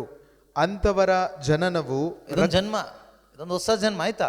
ಅಂಥವರ ಜನ್ಮ, ಎಲ್ಲರ ಜನ್ಮ ಅಲ್ಲ. ಶುಭ ಸಂದೇಶವನ್ನು ಆಲಿಸಿ ಯೇಸು ಕ್ರಿಸ್ತನಲ್ಲಿ ವಿಶ್ವಾಸ ಇಟ್ಟವರೆಲ್ಲರೂ ಕೂಡ ಅವರನ್ನು ಹೃದಯದಲ್ಲಿ ಬರಮಾಡಿಕೊಂಡವರಾಗಿರ್ತಾರೆ. ಅಂಥವರ ಜನ್ಮವು ಅವರಿಗೊಂದು ಜನ್ಮ ಸಿಗುತ್ತೆ ಒಳಗಡೆ, ಆತ್ಮಿಕ ಜನ್ಮ. ಓಕೆ, ಅಂಥವರ ಜನ್ಮವು ರಕ್ತ ಸಂಬಂಧದಿಂದ ಅಲ್ಲ, ರಕ್ತ ಸಂಬಂಧದಿಂದ ಅಲ್ಲ, ಶಾರೀರಿಕ ಇಚ್ಛೆಯಿಂದ ಅಲ್ಲ, ಇಚ್ಛೆಯಿಂದನೂ ಅಲ್ಲ, ಮಾನವ ಸಹಜ ಬಯಕೆಯಿಂದಲೂ ಅಲ್ಲ, ಮಾನವ ಸಹಜ ಬಯಕೆಯಿಂದನೂ ಅಲ್ಲ, ದೇವರಿಂದಲೇ ಆದುದು. ಇದು ಯಾರಿಂದ ಆದದ್ದು? ಹಾಗಾದ್ರೆ ಎರಡು ರೀತಿಯ ಜನ್ಮ ಇದೆ ಒಬ್ಬ ಮನುಷ್ಯನಿಗೆ. ಬೇಕಾದ್ರೆ ಪಡ್ಕೋಬಹುದು, ಒಂದಂತೂ ಆಲ್ರೆಡಿ ಜನಿಸ್ಬಿಟ್ಟಿದ್ದೀವಿ, ಇನ್ನು ಬೇಕಾದ್ರೆ ಪಡ್ಕೊಳಕ್ಕಾಗಲ್ಲ. ಇನ್ನೊಂದು ನಮ್ಮ ಆಯ್ಕೆ, ನಮ್ಮ ಮುಂದಿದೆ ಆಯ್ಕೆ. ದೇವರಿಂದ ಜನಿಸುವ ಒಂದು ಜನ್ಮ ಇದೆ. ಈಗಿನ ಮನುಷ್ಯನ ಆಸೆ ಪ್ರಕಾರ ಹುಟ್ಟುಬಿಟ್ಟಿದ್ದೀವಿ ನಾವೆಲ್ಲರೂ. ಕೆಲವರು ಹೇಳ್ತಾರೆ ಈ ಥರ, ನಾವೆಲ್ಲರೂ ದೇವರ ಆಸೆ ಪ್ರಕಾರ ಹುಟ್ಟಿದ್ದಲ್ವಾ ಅಂತ. ಖಂಡಿತವಾಗ್ಲೂ ಅಲ್ಲ. ದೇವರ ಆಸೆ ಪ್ರಕಾರ ಈ ಶರೀರದಲ್ಲಿ ಹುಟ್ಟೋಕ್ಕೆ ದೇವರ ಆಸೆ ಏನು ಬೇಕಾಗಿಲ್ಲ. ನಮ್ಮ ಮನೆಯಲ್ಲಿ ಒಂದು ನಾಯಿ, ಗಂಡು ನಾಯಿ, ಹೆಣ್ಣು ನಾಯಿ ಒಟ್ಟಾಗಿ ಸೇರಿದಾಗ ಒಂದಿಷ್ಟು ನಾಯಿ ಮರಿಗಳು ಬರುತ್ತೆ. ಈಗ ನಮ್ಗೆ ಹೇಳಲಿಕ್ಕಾಗುತ್ತಾ ದೇವರ ಆಸೆ ಪ್ರಕಾರ ಅಲ್ವಾ ಈ ನಾಯಿ ಮರಿಗಳೆಲ್ಲ ಹುಟ್ಟಿದ್ದು ಅಂತ? ಹೇಳಲಿಕ್ಕಾಗುತ್ತಾ? ದೇವ್ರಿಗೆ ಗೊತ್ತು, ಪ್ರತಿಯೊಂದು ಒಂದು ಕೂದಲು ಉದುರೋದು ಗೊತ್ತು, ನಾಯಿ ಮರಿ ಹುಟ್ಟೋದು ದೇವ್ರಿಗೆ ಗೊತ್ತು. ದೇವ್ರಿಗೆ ಗೊತ್ತಿಲ್ಲ ಏನು ನಡೆಯಲ್ಲ ಪ್ರಪಂಚದಲ್ಲಿ. He knows everything. ಹುಟ್ಟೋದಕ್ಕಿಂತ ಮೊದಲೇ ಗೊತ್ತು. ಅದೇ ಥರ ಈ ಪ್ರಪಂಚದಲ್ಲಿ ಎಷ್ಟು ಮನುಷ್ಯರು ಹುಡ್ತಾರೆ. ನಾವು ಹೇಳ್ತೀವಿ ಅಲ್ಲ ದೇವರು ಆಸೆ ಪಟ್ಟು ಹುಟ್ಟಿಸಿದ್ದಲ್ವ ಅಂತ. ದೇವರು ಆಸೆ ಪಟ್ಟು ಹುಟ್ಟಿಸಿದ್ದಲ್ಲ, ದೇವರು ಮನುಷ್ಯ ಆಸೆ ಪಟ್ಟು ಹುಟ್ಟಿಸ್ಕೊಂಡಿರೋದು. ಮನುಷ್ಯನಿಗೆ ದೇವರು ಎಬಿಲಿಟಿ ಕೊಟ್ಟಿದ್ದಾರೆ. God has given you the ability of procreation. ಸಂತಾನ ಉತ್ಪತ್ತಿ ಮಾಡುವ ಒಂದು ಸಾಮರ್ಥ್ಯವನ್ನು ದೇವರು ಮನುಷ್ಯನಿಗೆ ಕೊಟ್ಟಿದ್ದಾರೆ. ಅದನ್ನು ಎಷ್ಟೋ ಜನ ಲೀಗಲ್ ಆಗಿನೂ ಮಾಡ್ಕೊಳ್ತಾರೆ, ಕೆಲವರು ಇಲ್ಲೀಗಲ್ ಆಗು ಮಾಡ್ಕೊಳ್ತಾರೆ. ಹೌದು ಅಲ್ವೋ? ಪ್ರಾಣಿಗಳು ಅವಕ್ಕೆ ಲೀಗಲ್ಲು ಇಲ್ಲಿಗಲ್ ಏನು ಗೊತ್ತಿಲ್ಲ ಪಾಪ. ನಮಗೂ ಗೊತ್ತಿಲ್ಲದೆ ಇದ್ವಿ ಒಂದು ಕಾಲದಲ್ಲಿ ಹಾಗೆ ಇದ್ವಿ ನಾವು. ಮನೇಲಿ ಸಾಕು ನಾಯಿ ಮರಿಗಳ ಥರನೇ ಇದ್ವಿ.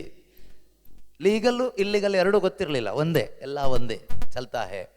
ಕೊನೆಗೆ ದೇವರು ನೋಡಿದಾಗ ದೇವರಿಗೆ ಇದು ಯಾಕೋ ಅಸಹ್ಯವಾಗಿ ಕಾಣ್ತು. ಕೊನೆಗೆ ದೇವ್ರು ನೇಮ ಕೊಟ್ಟರು, ರೂಲ್ಸ್ ಆ್ಯಂಡ್ ರೆಗ್ಯುಲೇಷನ್ಸ್ ಕೊಟ್ಟರು. ನೀವು ಇನ್ಮೇಲೆ ಸ್ತ್ರೀ ಪುರುಷ ಸಂಬಂಧ ಒಟ್ಟಾಗೋದಾದರೆ ಈ ಪ್ರಕಾರ ಒಂದಾಗಿ, ಈ ಪ್ರಕಾರ ಒಂದಾಗಬೇಡಿ, ಇದು ಅಸಹ್ಯವಾಗಿದೆ, ಇದು ಬೇಡ, ಈ ಥರನೇ ಹೋಗಿ ಅಂತ ಒಂದು ಸಿಸ್ಟಮ್ ಕೊಟ್ಟರು ಅಷ್ಟೇ. ಮೋಶೆಯ ಮುಖಾಂತರವಾಗಿ ಧರ್ಮಶಾಸ್ತ್ರವನ್ನು, ನಿಯಮಗಳನ್ನು ಮನುಷ್ಯನಿಗೆ ದೇವರು ಕೊಟ್ಟರು. ಅಲ್ಲಿಂದ ಸ್ವಲ್ಪ ಶಿಸ್ತು ಬಂತು ಅಷ್ಟೆ. ಆದರೆ ದೇವರ ಇಚ್ಛೆ ಪ್ರಕಾರ ಒಬ್ಬ ಮನುಷ್ಯ ಹುಟ್ಟೋದು ಅಂದರೆ ಆತ್ಮಿಕವಾಗಿ ನೆನ್ಪಿಟ್ಕೊಳ್ಳಿ. It is spiritual birth, physical birth ಅಲ್ಲ. ಅರ್ಥ ಆಗ್ತಾ ಇದೆಯಾ? ಈಗ ನಾವೆಲ್ಲ ಹುಟ್ಟಿದ್ದು ಯಾರ ಇಚ್ಛೆ ಗೊತ್ತಾ? ನಮ್ಮ ಅಪ್ಪ ಅಮ್ಮನ ಇಚ್ಛೆ ಅಷ್ಟೇ. ಈ ಶರೀರದಲ್ಲಿ ನಾವು ಹುಟ್ಟಿರೋದು ಅಪ್ಪ ಅಮ್ಮನ ಇಚ್ಛೆ. ಅದಕ್ಕೇನೆ ಇಲ್ಲಿ ವಾಕ್ಯ ಹೇಳೋದು, ಅಂಥವನ ಜನ್ಮವು ರಕ್ತ ಮಾಂಸದಿಂದ ಅಲ್ಲ, ಮಾನವ ಸಹಜ ಬಯಕೆಯಿಂದ ಆದದ್ದಲ್ಲ, ಯಾವುದರಿಂದನೂ ಅಲ್ಲ, ದೇವರಿಂದಲೇ ಆದ ಜನ್ಮ. ಆ ಜನ್ಮ ಪಡ್ಕೊಳ್ಳಿಕ್ಕೆ ಒಂದು ಚಾನ್ಸ್ ದೇವರು ಈ ಜನ್ಮ ಪಡ್ಕೊಂಡ ಎಲ್ಲ ಮನುಷ್ಯನಿಗೂ ಕೊಟ್ಟಿದ್ದಾರೆ. ನೀನು ಆ ಜನ್ಮ ಪಡ್ಕೊಳ್ಳದೆ ಇದ್ರೆ ನಿನ್ನ ಈ ಜನ್ಮ ಹಾಳಾದ ಜನ್ಮ, ವ್ಯರ್ಥ ಜೀವನ, ಪ್ರಯೋಜನ ಏನೂ ಇಲ್ಲ. ಹಾಗಾದ್ರೆ ಈ ಒಂದು ಶಾರೀರಿಕ ಜನ್ಮ ಪಡ್ಕೊಂಡ ನನ್ನ ಜೀವನ ಅಥವಾ ನನ್ನ ಈ ಶಾರೀರಿಕ ಜನ್ಮ ಪಾವನವಾಗೋದು ಯಾವಾಗ? ನನ್ನ ಜೀವನ ನಿಜವಾಗ್ಲೂ ಪಾವನ ಆಗೋದು ಯಾವಾಗ? ಯಾವಾಗ ಪಾವನ ಆಗುತ್ತೆ ಗೊತ್ತಾ? ಪಾವನಾತ್ಮನಿಂದ ನೀನು ಜನ್ಮ ಪಡ್ಕೊಂಡಾಗ. ನಮ್ಮ ಜನ್ಮ ಪವಿತ್ರ ಜನ್ಮ ಆಗಬೇಕು, ಪರಿಶುದ್ಧ ಜನ್ಮ ಆಗಬೇಕು. ಅದಾಗಬೇಕಾದ್ರೆ ಪರಿಶುದ್ಧಾತ್ಮನ ಮುಖಾಂತರ ಜನಿಸ್ಬೇಕು. ಈಗ ನಾವು ಜನಿಸಿದ ಮನುಷ್ಯರ ಮುಖಾಂತರ, ಸ್ತ್ರೀ ಪುರುಷ ಸಂಪರ್ಕದ ಮುಖಾಂತರ. ಸಾಮರ್ಥ್ಯ ದೇವರೇ ಕೊಟ್ಟಿರೋದು. ಅದು ಎಲ್ಲ ಗಂಡು ಹೆಣ್ಣು ಜಾತಿಗಳಿಗೂ ದೇವರು ಕೊಟ್ಟಿದ್ದಾರೆ. ದೇವರು ಕೊಡದೇ ಇದ್ರೆ ಏನೂ ಆಗಲ್ಲ. ಆದರೆ ಆ ಜನ್ಮದಿಂದ ಏನೂ ಪ್ರಯೋಜನ ಇಲ್ಲ. ಲೋಕದಲ್ಲಿ ಒಂದಿಷ್ಟು ವಿದ್ಯಾಭ್ಯಾಸ ಮಾಡ್ಬೋದು, ದುಡಿಬೋದು, ಕತ್ತೆಗಳ ಥರ ದುಡಿದು ಸಂಪಾದನೆ ಮಾಡ್ಬೋದು. ಆಮೇಲೆ ಕಾಯಿಲೆ ಬಂದಾಗ ಆಸ್ಪತ್ರೆಗೆ ಹೋಗ್ಬೋದು, ಆಮೇಲೆ ಸಂಡೇ ಚರ್ಚಿಗೆ ಬರ್ಬೋದು. ಅದಕ್ಕೆಲ್ಲ ಈ ಜನ್ಮ ಸಾಕು, ಈ ಶರೀರದ ಈ ಜನ್ಮ ಸಾಕು. ಆದರೆ ಸ್ವರ್ಗದಲ್ಲಿರೋ ದೇವರನ್ನು ಅರ್ಥ ಮಾಡಿಕೊಂಡು ಅವರ ಇಚ್ಛೆನ ತಿಳ್ಕೊಂಡು ಆ ಅಪ್ಪನ ಅನ್ಯೋನ್ಯತೆಯಲ್ಲಿ, ಅಪ್ಪನ ಪ್ರೀತಿಯಲ್ಲಿ ಒಂದಾಗಿ ಬದುಕಲಿಕ್ಕೆ ಆಗಬೇಕಾದ್ರೆ ಯೋವನ್ನ 1:12-13 ಹೇಳಿರೋ ಪ್ರಕಾರ ಮತ್ತು ಯೋವಾನ 3:3 ಹೇಳಿರೋ ಪ್ರಕಾರ ಒಂದು ಹೊಸ ಜನ್ಮದ ಅಗತ್ಯ ಎಲ್ಲ ಮನುಷ್ಯನಿಗೂ ಇದೆ. ಕೆಲವರಿಗಲ್ಲ, ಎಲ್ಲ ಮನುಷ್ಯನಿಗೂ ಇದೆ. ಇದು ಮನುಷ್ಯನಿಂದ ಆಗುವಂಥದ್ದಲ್ಲ, ಇದು ಪವಿತ್ರ ಆತ್ಮನಿಂದ ಆಗುವಂಥ ಕಾರ್ಯ, ಅಂದರೆ ದೇವರಿಂದ ಆಗುವಂಥ ಕಾರ್ಯ. ಯೇಸು ಸ್ವಾಮಿ ನೋಡಿ ನಿಕೋದೇಮನನ್ನು ಬಿಡಲಿಲ್ಲ. ನಿಕೋದೇಮ ಒಬ್ಬ ಫರಿಸಾಯ, ಒಳ್ಳೆ ಬೋಧಕ. ಅವನು ಯೇಸು ಹತ್ರ ಬರ್ತಾನೆ. ಒಂದು ರಾತ್ರಿಯಲ್ಲಿ ಯೇಸುನ ಹೊಗಳ್ಕೊಂಡು ಯೇಸು ಸ್ವಾಮಿಯನ್ನು ಭೇಟಿ ಮಾಡ್ಲಿಕ್ಕೆ ಬರ್ತಾನೆ. ಜಾನ್ 3 ನಾವು ಓದ್ತೀವಿ. ಯೋಹಾನನ ಶುಭ ಸಂದೇಶ 3ನೇ ಅಧ್ಯಾಯ 3ನೇ ವಾಕ್ಯದಲ್ಲಿ ನಾವು ನೋಡ್ತೀವಿ. ಅಲ್ಲಿ ಯೇಸು ಆತನಿಗೆ ಹೇಳ್ತಾರೆ, ಆಗ ಯೇಸು ನಾನು ನಿನಗೆ ಸತ್ಯವಾಗಿ ಹೇಳುತ್ತೇನೆ. ಯಾರಿಗೆ ಹೇಳ್ತಾ ಇದ್ದಾರೆ ಇದನ್ನ? ನಿಕೋದೇಮ ಎಂಬ ಒಬ್ಬ ಫರಿಸಾಯ, ಒಳ್ಳೆ ಮನುಷ್ಯ ಆಯ್ತಾ. ಅವನೇನು ಕೆಟ್ಟ ಮನುಷ್ಯ ಅಲ್ಲ, ಅವನು ಒಳ್ಳೆಯ ದೇವರ ಬಗ್ಗೆ ಒಳ್ಳೆ ಅರಿವಿದೆ, ಒಳ್ಳೆ ನಾಲೆಡ್ಜ್ ಇದೆ, ಎಲ್ರಿಗೂ ಬೋಧನೆ ಕೂಡ ಮಾಡ್ತಾನೆ. ನಂತರ ಇವತ್ತು ಅನೇಕ ಬೋಧಕರಿದ್ದಾರೆ, ಹೊಸದಾಗಿ ಹುಟ್ಟಿಲ್ಲ ಪಾಪ, ಆತ್ಮದಲ್ಲಿ ಜನ್ಮ ಪಡ್ಕೊಳ್ದೇ ಇರ್ತಕ್ಕಂಥ ಅನೇಕ ಬೋಧಕರಿದ್ದಾರೆ ನಿಕೋದೇಮನ್ ಥರ. ಅವರೆಲ್ಲ ಕೆಟ್ಟವರು ಅಂತ ಅಲ್ಲ, ಹೊಸ ಜನ್ಮ ಪಡ್ಕೊಳ್ಳಿಲ್ಲ ಅಷ್ಟೇ, ಆತ್ಮಿಕ ಜನ್ಮ ಇಲ್ಲ. ಎಲ್ಲೋ ಪಾಪ ಅಲ್ಲಿ ಇಲ್ಲಿ ಕರಿಸ್ಮ್ಯಾಟಿಕ್ ಧ್ಯಾನಕ್ಕೆ ಹೋಗಿ ಮೈಕ್ ಹಿಡ್ಕೊಂಡಿದ್ದು ಕೆಲವ್ರದೆಲ್ಲ ಅದು ಇದು ಮಾಡುವಾಗ ಆಸೆ ಪಟ್ಟು ನಾವು ಹಾಗೆ ಮಾಡಬೇಕು ಅಂತ ಅವರು ಕೂಡ ಸ್ವಲ್ಪ ವಾಕ್ಯ ಎಲ್ಲ ಕಲ್ತ್ಕೊಂಡು ಅವರು ಕೂಡ ಯೂಟ್ಯೂಬಲ್ಲಿ ಫೇಸ್ಬುಕ್ಕಲ್ಲಿ ಅಲ್ಲಿ ಇಲ್ಲಿ ಎಲ್ಲ ಮಾಡ್ತಾರೆ, ಚರ್ಚ್ಗಳಲ್ಲೂ ಮಾಡ್ತಾರೆ. ಎನಿವೆ, ನೀವು ಆ ರೀತಿ ಆಗಬೇಡಿ. ನೀವು ಹೊಸ ಜನ್ಮ ಪಡೆದು ಶುಭ ಸಂದೇಶವನ್ನು ಸಾರೋರು ಆಗ್ಬೇಕು. ಎಲ್ಲರೂ ಕೂಡ ದೇವರ ವಾಕ್ಯ ಸಾರೋರು ಆಗ್ಬೇಕಂದ್ರೆ ಈ ಜನ್ಮ ಬೇಕು. ಇಲ್ಲಿ ನಿಕೋದೇಮ ಪಾಪ ಒಳ್ಳೆ ಮನುಷ್ಯ ಆಯ್ತಾ, ಕೆಟ್ಟವನಲ್ಲ. ಅವನು ಯೇಸುವನ್ನು ಭೇಟಿ ಆಗ್ಲಿಕ್ಕೆ ಬರ್ತಾನೆ. ಯೇಸುವನ್ನ ಬೈಕೊಳ್ತಾ ಬರ್ತಾ ಇಲ್ಲ, ಹೊಗಳ್ತಾ ಬರ್ತಾ ಇದ್ದಾನೆ ಆಯ್ತಾ. ಹೊಗಳ್ತಾ ಬಂದಂತಹ ಯೇಸು ಸ್ವಾಮಿ ಆತನ ಹೊಗಳಿಕೆಗೆಲ್ಲ ಮಾರು ಹೋಗಲಿಲ್ಲ. ಯೇಸು ಆತನನ್ನು ನೋಡಿ ಹೇಳ್ತಾರೆ, ಏನಂತ ಹೇಳ್ತಾರೆ? ನಾನು ನಿನಗೆ ಸತ್ಯವಾಗಿ ಹೇಳುತ್ತೇನೆ, ನಾನು ನಿನಗೆ ಸತ್ಯವಾಗಿ ಹೇಳುತ್ತೇನೆ, truly I say to you. ಒಬ್ಬನು ಹೊಸದಾಗಿ ಹುಟ್ಟದಿದ್ದರೆ, ಒಬ್ಬನು ಅಥವಾ ಒಬ್ಬಳು ಹೊಸದಾಗಿ ಹುಟ್ಟದೆ ಇದ್ರೆ ಅವನು ದೇವರ ಸಾಮ್ರಾಜ್ಯವನ್ನು ಸೇರಲಾರ. ಅವನು ಎಲ್ಲಿಗೆ ಬರಲ್ಲ ಅಂತೆ? ಇದು ಯಾರಿಗೆ ಅನ್ವಯಿಸುತ್ತೆ? ನಿಕೋದೇಮನಿಗೆ ಮಾತ್ರ ಅನ್ವಯಿಸುತ್ತಾ? ನನಗೂ ನಿಮಗೂ ಅನ್ವಯಿಸುತ್ತಾ? ಯಾರೆಲ್ಲ ಈ ಸಂದೇಶವನ್ನು ಆಲಿಸ್ತಾ ಇದ್ದೀರೋ ನಮಗೆಲ್ರಿಗೂ ಕೂಡ ಇದು ಅನ್ವಯಿಸುತ್ತೆ. ಯಾಕೆಂದ್ರೆ ಯೇಸುವಿನ ನುಡಿಗಳು ಅಂದು ಇಂದು ಎಂದೆಂದೂ ಬದಲಾಗೋದಿಲ್ಲ. Same. Jesus Christ is the same yesterday, today and forever. ಬದಲಾಗೋದಿಲ್ಲ. ಅಂದು ನಿಕೋದೇಮನಿಗೆ ಹೇಳಿದ್ರು, ಇಂದು ನನಗೂ ನಿಮಗೂ ಹೇಳ್ತಾ ಇದ್ದಾರೆ. ನಾವು ಕೆಟ್ಟವರು ಅಂತ ಅಲ್ಲ ಹೇಳ್ತಾ ಇರೋದು, ನಾವೊಂದು ಹೊಸ ಜನ್ಮ ಪಡ್ಕೊಂಡು ಸ್ವರ್ಗರಾಜ್ಯದೊಳಗಡೆ ಬರಲಿಕ್ಕೋಸ್ಕರ ಆಸೆ ಪಟ್ಟು ಯೇಸು ಹೇಳ್ತಾ ಇದ್ದಾರೆ, ನಾನು ನಿನಗೆ ಸತ್ಯವಾಗಿ ಹೇಳ್ತೀನಿ, ನೀನು ಹೊಸದಾಗಿ ಹುಟ್ಟದೇ ಇದ್ದರೆ, ಒಂದು ಹೊಸ ಜನ್ಮವನ್ನು ಪಡ್ಕೊಳ್ದೇ ಇದ್ದರೆ, ದೇವರಿಂದ ಹುಟ್ಟದೇ ಇದ್ದರೆ ಸ್ವರ್ಗ ರಾಜ್ಯವನ್ನ ಪ್ರವೇಶಿಸಲಿಕ್ಕೆ ಆಗಲ್ಲ. ಈ ಜನ್ಮ ನಮ್ಮನ್ನ ಚರ್ಚ್ ಒಳಗಡೆ ಕರ್ಕೊಂಡು ಬರುತ್ತೆ, ಫೈನಲ್ ಆಗಿ ಸಮಾಧಿ ತನಕ ತಲುಪಿಸುತ್ತೆ. ಆದರೆ ಯೇಸು ಒಂದು ದಿನ ಬರ್ತಾರೆ, ಸತ್ತವ್ರನ್ನ ಪುನರುತ್ಥಾನಗೊಳಿಸಿ ಸ್ವರ್ಗಕ್ಕೆ ಕರ್ಕೊಂಡು ಹೋಗ್ತಾರೆ. ಆಗ ಅಲ್ಲಿ ಹೋಗ್ಲಿಕ್ಕೆ ಆಗಬೇಕಾದ್ರೆ ಈ ಜನ್ಮದಿಂದ ಆಗೋದಿಲ್ಲ, ಇನ್ನೊಂದು ಜನ್ಮ ಬೇಕು. ಪುನರ್ಜನ್ಮ ಅಲ್ಲ, ನೂತನ ಜನ್ಮ, ಬಾರ್ನ್ ಅಗೈನ್, ಹೊಸದಾಗಿ ಹುಟ್ಟಿದ ಅನುಭವ. ಯಾವಾಗ? While we are in this physical body. ಈ ಶರೀರದಲ್ಲಿ ನಾವು ಬದುಕಿರುವಾಗಲೇ ನಮ್ಮ ಒಳಗಡೆ, ನಮ್ಮ ಅಂತರಂಗದಲ್ಲಿ, ಆತ್ಮದಲ್ಲಿ ಒಂದು ಹೊಸ ಜನ್ಮವನ್ನು ಪಡ್ಕೊಳ್ಳಿಕ್ಕೆ ಸಾಧ್ಯ ಇದೆ. ಸತ್ತ ಮೇಲೆ ಆಗಲ್ಲ, ಬದುಕಿದಾಗಲೇ ಈ ಜನ್ಮ ಪಡ್ಕೊಳ್ಳಿಕ್ಕೆ ಆಗುತ್ತೆ. ಅದಕ್ಕೋಸ್ಕರ ನಮಗೇನು ಬೇಕು ಕೇಳಿದ್ರೆ ಒಂದೇ, ದೇವರ ವಾಕ್ಯ, ಅದರಿಂದ ಬರುವ ವಿಶ್ವಾಸ, ಬೇರೆ ಏನೂ ಅಲ್ಲ. ದೇವರ ವಾಕ್ಯ, ಶುಭ ಸಂದೇಶ ಮತ್ತು ಆ ಶುಭ ಸಂದೇಶದಿಂದ ಬರುವಂಥ ವಿಶ್ವಾಸ, ಇದ್ರ ಮುಖಾಂತರನೇ ಈ ಹೊಸ ಜನ್ಮ ಪಡ್ಕೊಳ್ಳಿಕ್ಕಾಗೋದು. ಓಕೆ, ಇನ್ನೊಂದ್ಸರಿ ಓದೋಣ. ನಾನು ನಿನಗೆ ಸತ್ಯವಾಗಿ ಹೇಳುತ್ತೇನೆ, ಒಬ್ಬನು ಹೊಸದಾಗಿ ಹುಟ್ಟದಿದ್ದರೆ, ಒಬ್ಬನು ಅಥವಾ ಒಬ್ಬಳು ಹೊಸದಾಗಿ ಹುಟ್ಟದೇ ಇದ್ದರೆ ಅವನು ದೇವರ ಸಾಮ್ರಾಜ್ಯವನ್ನು ಸೇರಲಾರ. ಅವನು ಎಲ್ಲಿ ಸೇರಲಾರ? ದೇವರ ಸಾಮ್ರಾಜ್ಯವನ್ನ ಸೇರಲಾರ. ಆಗ ನಿಕೋದೇಮನಿಗೆ ಶಾಕ್ ಆಯಿತು. ನಾನು ಎಲ್ರಿಗೂ ದೇವ್ರ ಬಗ್ಗೆ ಹೇಳ್ತೀನಿ, ಬೋಧನೆ ಮಾಡ್ತೀನಿ, ಇವನು ಏನೋ ಹೇಳ್ತಾ ಇದ್ದಾನೆ, ಬೇರೆ ವಿಚಿತ್ರವಾಗಿ ಹೇಳ್ತಾ ಇದ್ದಾನೆ. ಇಷ್ಟು ದಿನ ನಮ್ಮ ಫರಿಸಾಯರಲ್ಲಿ ಯಾರು ಬೋಧನೆ ಮಾಡದೇ ಇರುವ ಯಾವುದೋ ಒಂದು ವಿಷಯ ಹೇಳಿ ನಮ್ಮ ತಲೆ ಹಾಳು ಮಾಡ್ತಾ ಇದ್ದಾನೆ, ಏನಪ್ಪ ಮಾಡೋದು ಅಂತ ಅವನಿಗೆ ಅರ್ಥ ಆಗಿಲ್ಲ. ಅವನು ಯೇಸು ಸ್ವಾಮಿ ಹತ್ರ ಕೇಳ್ತಾನೆ, ಭಾಳ ಕೂಲಾಗಿ. ಏನಂತ ಕೇಳ್ತಾನೆ? ಅದಕ್ಕೆ ನಿಕೋದೇಮನು ವಯಸ್ಸಾದ ಒಬ್ಬನು ನನಗಿಷ್ಟು ವಯಸ್ಸಾಯಿತು, ಈಗ ಇವ್ರಿಗೆ ವಯಸ್ಸಾಗಿದೆ ಪಾಪ ಅಜ್ಜಿ ಅಲ್ವಾ, ಅಲ್ವಾ, ಸುಮಾರು ವಯಸ್ಸಾಗಿದೆ ಅಲ್ವಾ, ನನಗಿಂತ ವಯಸ್ಸಾಗಿದೆ ಅಲ್ವಾ. ಈಗ ನೀವು ಕೇಳ್ತೀರಿ ನನಗಿಷ್ಟು ವಯಸ್ಸಾಗ್ಬಿಟ್ಟಿದೆಯಪ್ಪ, ಈಗ ವಯಸ್ಸಾದ ನಾನು ಹೊಸದಾಗಿ ಹುಟ್ಟುವುದಾದರೂ ಹೇಗೆ? ಹೊಸದಾಗಿ ಹುಟ್ಟೋದು, ನಾನೀಗ ಸಾಯೋ ಟೈಮ್ ಆಯಿತು. ನಿಮ್ಗೆಲ್ಲ ಹೇಳ್ತಾ ಇರೋದು, ಬೇಜಾರು ಮಾಡ್ಕೋಬೇಡಿ, ನಿಮ್ಗಿನ್ನೂ ತುಂಬ ಟೈಮ್ ಇದೆ. ಸೊ ಉದಾಹರಣೆ, ಕೆಲವರು ಸಾವನ್ನು ಬಯಸಿ ಕೂತ್ಕೊಂಡವ್ರು ಇದ್ದೀರಿ, ಕೆಲವರು ವಯಸ್ಸಾಗ್ತಾ ಅವ್ರಿಗೆ ಸಾವಿನ ಚಿಂತನೆ ಬರುತ್ತೆ, ಸಾವಿನ ಭಯ ಜಾಸ್ತಿ ಆಗ್ತಾ ಹೋಗುತ್ತೆ. ಒಂದು ಏಜ್ ಇದೆ ಮನುಷ್ಯನಿಗೆ, ಅದೆಲ್ಲ ಮನುಷ್ಯ ಮಾಡ್ಕೊಂಡಿರೋದು. ಪಿಶಾಚಿ ಕೂಡ ಆಲೋಚನೆ ಇದೆಲ್ಲ. ಒಂದು 40, 45, 50 ಅಂತ ಇಟ್ಕೊಳ್ಳಿ. 50 ಕ್ರಾಸ್ ಆದವ್ರಿಗೆ ಸ್ವಲ್ಪ ಭಯ ಶುರುವಾಗುತ್ತೆ. ಅವ್ರು ಇನ್ನು ಮೆಂಟಲಿ ಸಾಯ್ಲಿಕ್ಕೋಸ್ಕರ ಪ್ರಿಪೇರ್ ಆಗ್ತಾರೆ. ನಮ್ಮದು ಅರ್ಧ ಆಯಸ್ ಮುಗೀತು, ಆಯಸ್ ಇವರೇ ಫಿಕ್ಸ್ ಮಾಡಿರೋ ಥರ. ನಮ್ದು ಅರ್ಧ ಆಯಿತು, ಇನ್ನು ನಾವು ಏನು ಮಾಡಬೇಕು, ಇನ್ನೂ ಸೆಟ್ಲ್ ಆಗಬೇಕು, ಇಲ್ಲ ಯಾರೆಲ್ಲ ಇದಾರೋ ಸೆಟ್ಲ್ ಮಾಡಿ ನಾವು ಅಲ್ಲಿ ಹೋಗಬೇಕು. ಅಲ್ಲಿ ಹೋಗ್ಬೇಕಂತ ಹೇಳ್ತಾರೆ, ಬಟ್ ಹೋಗ್ಬೇಕಲ್ಲ, ಅಲ್ಲಿಗೆ ಹೋಗ್ಲಿಕ್ಕಿರೋ ಒಂದು ದಾರಿಲಿ ಹೋದರೆ ಹೋಗ್ಬೋದು. ಸಮಾಧಿ ತನಕ ಹೋಗ್ಲಿಕ್ಕೆ ಏನು ತೊಂದರೆ ಇಲ್ಲ, ಅಲ್ಲಿಂದ ಮೇಲೆ ಹೋಗ್ಬೇಕಲ್ಲ. ನೀವು ಹಂಗೆ ಆಸೆ ಪಟ್ಟರೆ ಅಲ್ಲಿ ಹೋಗೋಕ್ಕಾಗಲ್ಲ. ಇಲ್ಲೆಲ್ಲ ಅಂದ್ಕೊಂಡಂಗೆ ಮಾಡ್ಬೋದು, ಆದರೆ ಅಲ್ಲಿ ಹೋಗ್ಬೇಕಾದ್ರೆ ಅಲ್ಲಿ ಅಂದ್ಕೊಂಡಂಗೆ ನಾವು ಬದುಕಬೇಕು ಇಲ್ಲಿ. ಆಯಿತಾ? ನಿಕ್ಕೋದೇಮ ಅಂದ್ಕೊಂಡ, ನನಗಿಷ್ಟು ವಯಸ್ಸಾಯಿತು, ಇಷ್ಟು ಜನಕ್ಕೆ ಬೋಧನೆ ಎಲ್ಲ ಮಾಡಿದ್ದೀನಿ, ಎಲ್ಲ ರೀತಿಯ ಸಂಪ್ರದಾಯಗಳನ್ನೂ ಕರೆಕ್ಟಾಗಿ ಮಾಡಿದ್ದೀನಿ, ಈಗ ಹೊಸ್ದಾಗಿ ಬೇರೆ ಹುಟ್ಟಬೇಕಂದ್ರೆ ಮತ್ತೆ ಸತ್ತು ಹುಟ್ಟಿ ಬರೋದು ತುಂಬ ಟೈಮ್ ಆಗುತ್ತಲ್ಲ. ಅವ್ನು ಕೇಳ್ತಾನೆ, ಓದಿ ಏನಂತ ಇದೆ.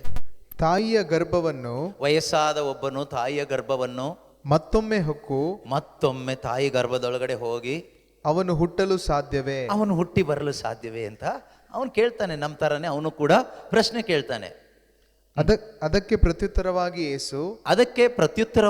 ಏಸು, ನಾನು ನಿನಗೆ ಸತ್ಯವಾಗಿ ಹೇಳುತ್ತೇನೆ, truly I say to you, ನಾನು ನಿನಗೆ ಸತ್ಯವಾಗಿ ಹೇಳುತ್ತೇನೆ, ನೀರಿನಿಂದಲೂ ಪವಿತ್ರ ಆತ್ಮನಿಂದಲೂ ಹುಟ್ಟಿದ ಹೊರತು ಯಾವನು ದೇವರ ರಾಜ್ಯವನ್ನು ಪ್ರವೇಶಿಸಲಾರನು. No one can enter into the kingdom of God unless and until you born by the spirit of god.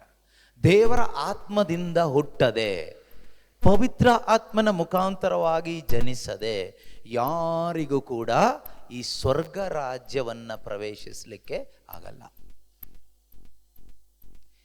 ಈ ಪವಿತ್ರಾತ್ಮನನ್ನ ನಾವು ಸ್ವೀಕಾರ ಮಾಡಿದಾಗ, ನಾನು ಹೇಳಿದೆ, ಶುಭ ಸಂದೇಶವನ್ನು ಆಲಿಸಿ ಯೇಸು ಕ್ರಿಸ್ತನಲ್ಲಿ ವಿಶ್ವಾಸ ಇಡುವವರಿಗೆ ದೇವರು ಕೊಡೋ ಗಿಫ್ಟ್ ಏನಂದ್ರೆ ರೋಗ ಸೌಖ್ಯ ಅಲ್ಲ, ಯಾವ ಅದ್ಭುತನೂ ಅಲ್ಲ, ನಮ್ಗೆ ಹೊಸ ಜನ್ಮ ಕೊಡ್ತಾರೆ. ನಮ್ಮ ಒಳಗಡೆ ತಮ್ಮ ಆತ್ಮರನ್ನ ಕಳಿಸಿಕೊಡ್ತಾರೆ, ಪವಿತ್ರಾತ್ಮರನ್ನ ಕಳಿಸ್ಕೊಡ್ತಾರೆ. ಪವಿತ್ರಾತ್ಮರು ನಮ್ಮ ಒಳಗಡೆ ಬಂದಾದ್ಮೇಲೆ ದೇವರು ನಮ್ಮನ್ನ ಏನಂತ ಹೇಳ್ತಾರೆ ಗೊತ್ತಾ? ಯು ಆರ್ ನೌ ರೈಚಿಯಸ್ ಅಂತ ಹೇಳ್ತಾರೆ. ನೀನೀಗ ನೀತಿವಂತನಾಗಿದೀಯಾ ಅಂತ ಹೇಳ್ತಾರೆ. ಯಾವಾಗ? ಪವಿತ್ರಾತ್ಮ ನಮ್ಮೊಳಗಡೆ ಬಂದಾಗ ದೇವರ ದೃಷ್ಟಿಯಲ್ಲಿ ನಾವೇನಾಗ್ತೀವಿ ಅಂದರೆ ನೀತಿವಂತರು ಅಥವಾ ದೇವರ ಮಕ್ಕಳಾಗ್ತೀವಿ. ಅದನ್ನೇ ರೋಮ 5 ಬರೋಣ. ಹೀಗಿರಲಾಗಿ ವಿಶ್ವಾಸದ ಮೂಲಕ ದೇವರೊಡನೆ ಸತ್ಸಂಬಂಧದಲ್ಲಿರುವ ನಾವು ನಮ್ಮ ಪ್ರಭು ಯೇಸು ಕ್ರಿಸ್ತರ ಮುಖಾಂತರ ದೇವರೊಡನೆ ಶಾಂತಿ ಸಮಾಧಾನದಿಂದ ಇರುತ್ತೇವೆ. Therefore, since we are justified by faith, we are justified by what? Faith. Justified ಅಂದ್ರೆ ಏನು? ದೇವರು ನಮ್ಮನ್ನ ಈಗ ಮಗ ಅಂತ ಒಪ್ಕೊಬಿಟ್ಟಿದ್ದಾರೆ. ಹೇಗೆ ಒಪ್ಕೊಂಡ್ರು? ಅಥವಾ ದೇವರು ನಮ್ಮನ್ನ ನಾವೀಗ ನೀತಿವಂತರು ಅಂತ ಒಪ್ಕೊಬಿಟ್ಟಿದ್ದಾರೆ. ಹೇಗೆ ಒಪ್ಕೊಂಡ್ರು? How? Only by faith.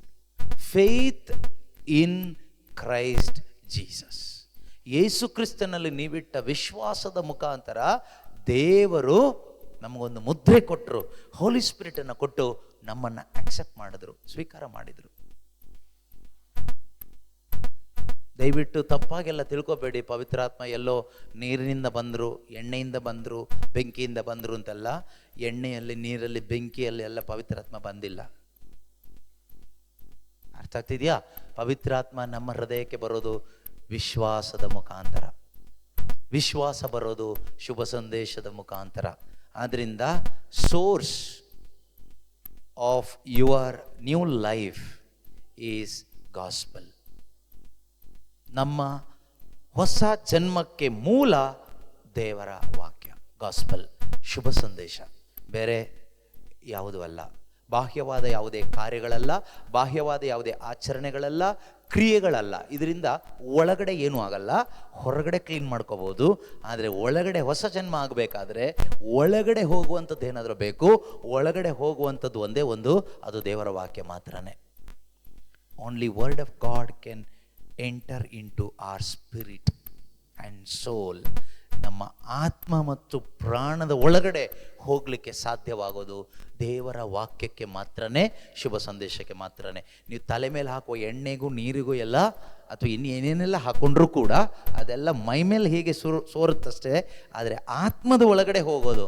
Hebrews 4:12 ಹೆಬ್ರಿಯರಿಗೆ ಬರೆದ ಪತ್ರಿಕೆ 4:12 ದೇವರ ವಾಕ್ಯ ಹೇಳ್ತದೆ, ಅದು ಎಲ್ಲಿಗೆ ಹೋಗುತ್ತೆ ಅಂದರೆ ನಮ್ಮ ಆತ್ಮದ ಒಳಗಡೆ ಹೋಗುತ್ತೆ.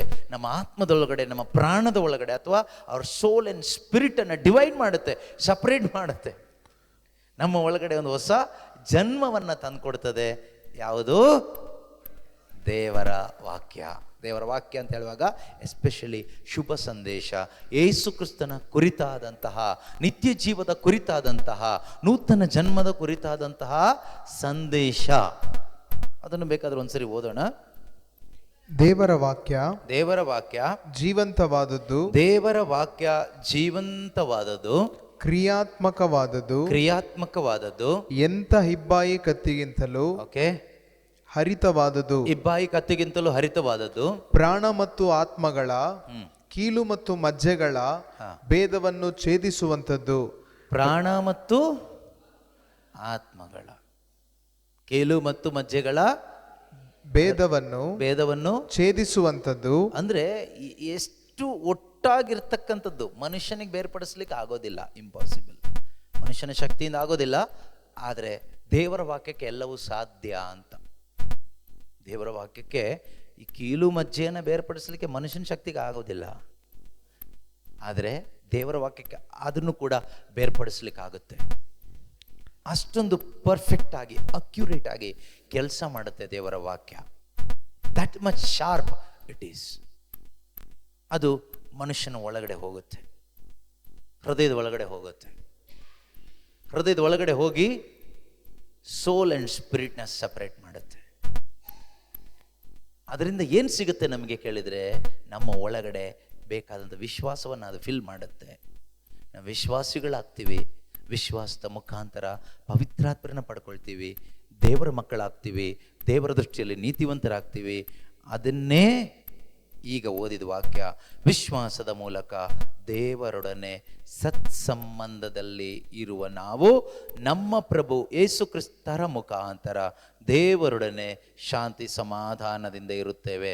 Therefore, since we are justified by faith, we have peace with God through our Lord Jesus Christ. ದೇವರೊಡನೆ ನಾವು ಶಾಂತಿ ಸಮಾಧಾನದಿಂದ ಇರ್ತೀವಿ. ದೇವರೊಡನೆ ನಾನು ಮತ್ತು ನೀವು ಶಾಂತಿ ಸಮಾಧಾನದಿಂದ ಇರಬೇಕಾದ್ರೆ ಇದು ಕೇವಲ ನಮ್ಮ ವಿಶ್ವಾಸ ಮಾತ್ರ ಅಲ್ಲ, ಅದರ ಹಿಂದೆ ಒಂದು ದೊಡ್ಡ ತ್ಯಾಗ ಇದೆ, ಯೇಸುಕ್ರಿಸ್ತನ ತ್ಯಾಗ ಇದೆ. ಅದಕ್ಕೇನೆ ಇಲ್ಲಿ ವಾಕ್ಯ ಹೇಳಿದ್ದು, ಪ್ರಭು ಯೇಸುಕ್ರಿಸ್ತರ ಮುಖಾಂತರ. ಯಾಕೆ ಇಲ್ಲಿ ಯೇಸುಕ್ರಿಸ್ತರ ಮುಖಾಂತರ ಅಂತ ಬರೆದಿದ್ದಾರೆ? ಸುಮ್ಮನೆ ಅದನ್ನ ಎಲಿಮಿನೇಟ್ ಮಾಡ್ಬೋದಾಗಿತ್ತಲ್ವಾ? ವಿಶ್ವಾಸದ ಮೂಲಕ ದೇವರೊಡನೆ ಸತ್ಸಂಬಂಧದಲ್ಲಿರುವ ನಾವು ದೇವರೊಡನೆ ಶಾಂತಿ ಸಮಾಧಾನದಿಂದ ಇರುತ್ತೇವೆ ಅಂತ ಅಷ್ಟೇ ಬರಿಬಹುದಾಗಿತ್ತಲ್ವಾ? ಅದರಲ್ಲಿ ಯೇಸು ಕ್ರಿಸ್ತನ ಮುಖಾಂತರ ಅಂತ ಇದೆ. Through our Lord Jesus Christ or in Christ Jesus. ಯೇಸು ಕ್ರಿಸ್ತನ ಮುಖಾಂತರ ಅಥವಾ ಯೇಸು ಕ್ರಿಸ್ತನಲ್ಲಿ. ಏನು ಹಾಗಂದ್ರೆ ಅದರ ಅರ್ಥ ಏನು?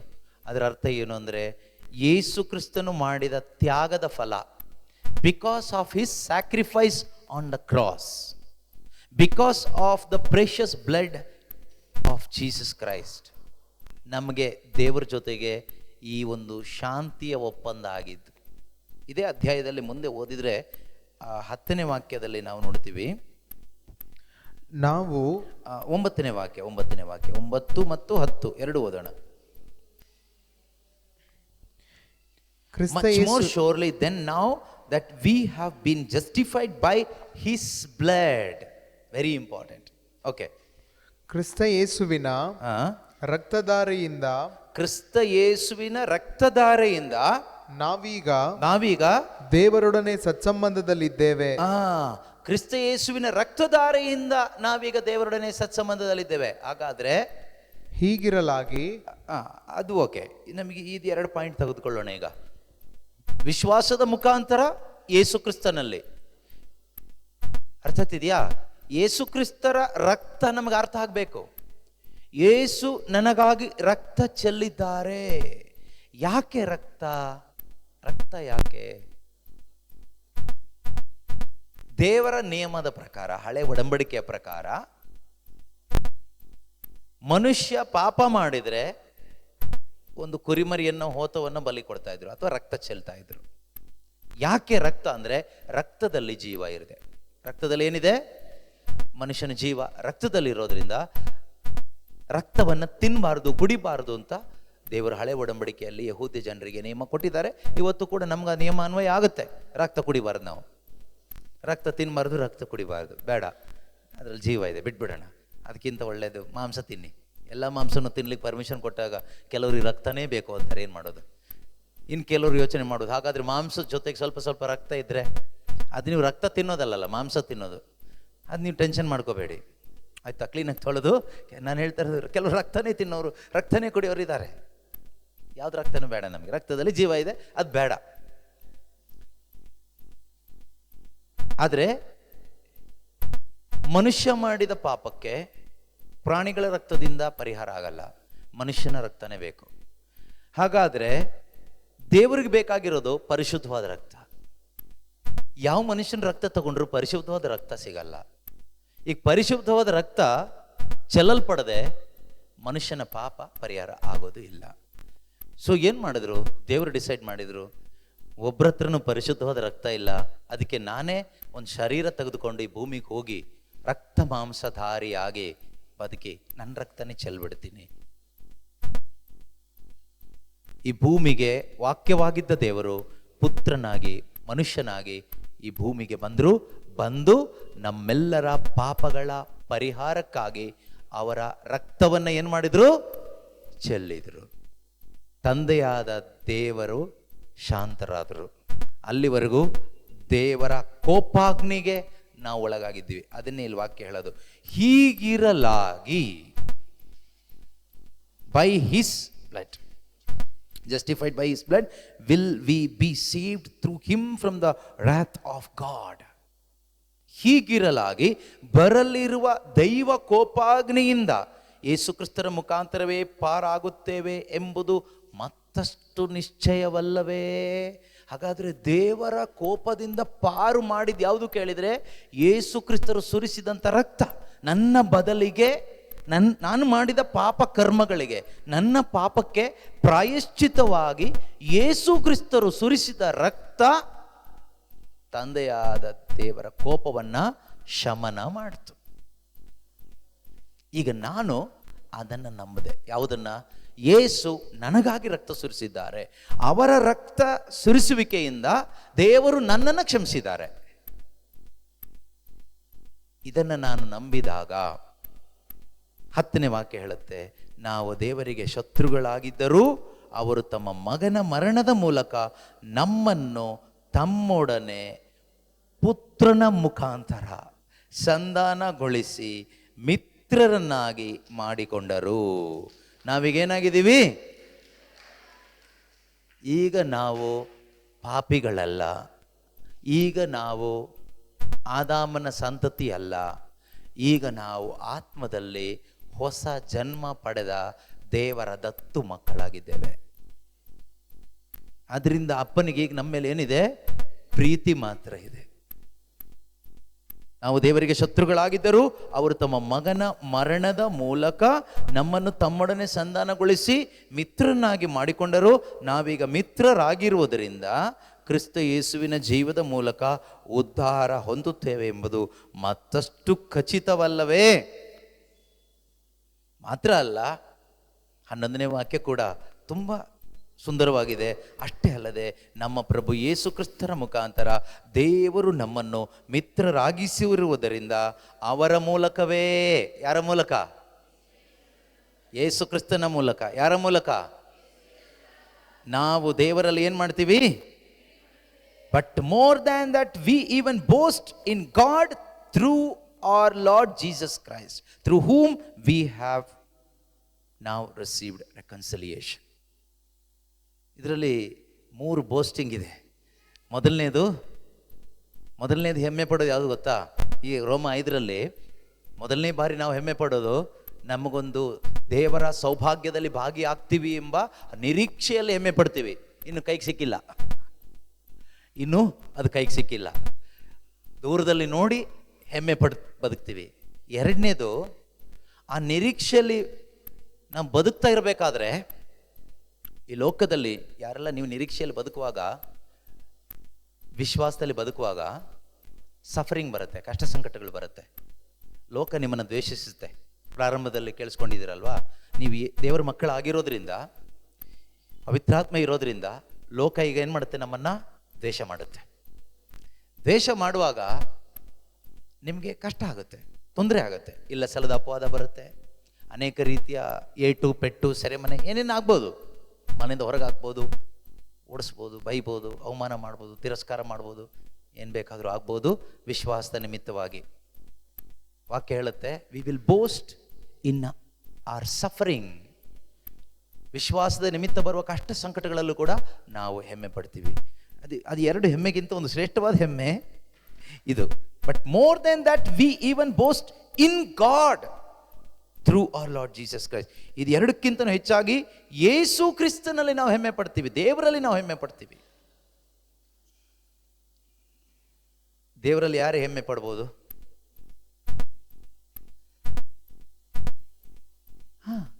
ಯಾರೆಲ್ಲ ಹೊಸ ಜನ್ಮ ಪಡ್ಕೊಂಡಿದ್ದಾರೋ ಅವರು ದೇವರಲ್ಲಿ ಹೆಮ್ಮೆ ಪಡ್ತಾರೆ, ಅವರು ಭಯವಿಲ್ಲದೆ ಬದುಕ್ತಾರೆ. You will walk in boldness. ನಾವು ಒಂದು ರೀತಿ ಹೇಡಿಗಳಾಗಿ ಬದುಕೋದಿಲ್ಲ, ನಾವು ಒಂದು ರೀತಿ ಹೆದರುಪುಕ್ಕಲರಾಗಿ ಬದುಕೋದಿಲ್ಲ, ನಿರಾಶೆಯಲ್ಲಿ ಬದುಕೋದಿಲ್ಲ. ನಾವು ಧೈರ್ಯವಾಗಿ ಬದುಕ್ತೀವಿ, ಸಂತೋಷವಾಗಿ ಬದುಕ್ತೀವಿ. ಏನೂ ಇಲ್ಲದೆ ಇದ್ದರೂ ಎಲ್ಲ ಇರೋರ ಥರ ಬದುಕ್ತೀವಿ. ಎಲ್ಲ ಕಳ್ಕೊಂಡ್ರು ಪ್ರಪಂಚನೇ ನಮ್ದು ಅನ್ನೋ ರೀತಿಯಲ್ಲಿ ಬದುಕ್ತೀವಿ. ನೋಡೋರಿಗೆ ಏನನ್ಸುತ್ತೆ? ಏನಿವ್ರಿಗೆ ಇಷ್ಟೊಂದು ಅಹಂಕಾರ, ಏನಿವ್ರಿಗೆ ಇಷ್ಟೊಂದು ಗರ್ವ. ಅದು ಅಹಂಕಾರ ಅಲ್ಲ, ಅದು ಗರ್ವ ಅಲ್ಲ, ಅದು ಇದು ಯಾವುದು? 11ನೇ ವಾಕ್ಯ, ರೋಮ 5:11. ಅಷ್ಟೇ ಅಲ್ಲದೆ ನಮ್ಮ ಪ್ರಭು ಯೇಸು ಕ್ರಿಸ್ತರ ಮುಖಾಂತರ ದೇವರು ನಮ್ಮನ್ನು ಮಿತ್ರರಾಗಿಸಿರುವುದರಿಂದ ಅವರ ಮೂಲಕವೇ ನಾವು ದೇವರಲ್ಲಿ ಹೆಮ್ಮೆ ಪಡುತ್ತೇವೆ.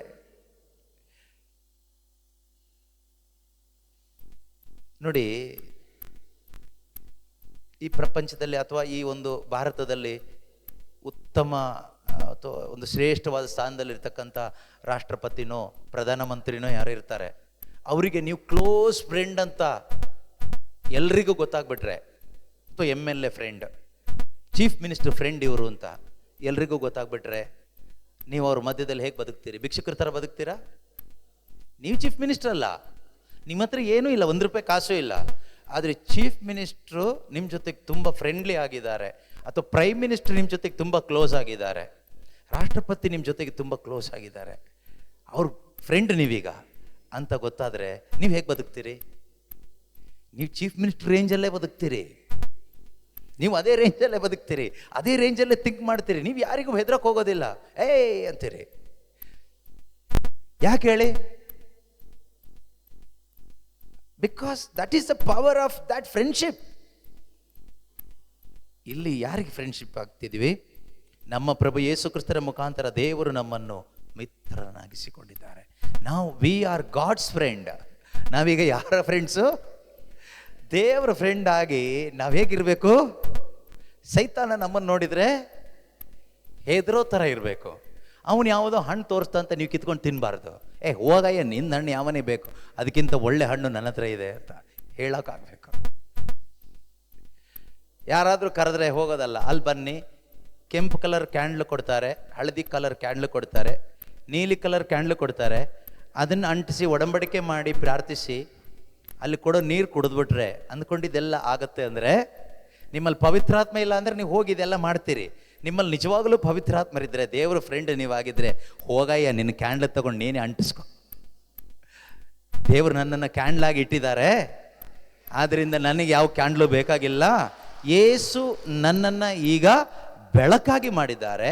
I am the child of that eternal life, eternal light. ಆ ನಿತ್ಯ ಪ್ರಕಾಶದ, ನಿತ್ಯ ಜ್ಯೋತಿಯ ಮಗ ನಾನೇ ಬೆಳಕು.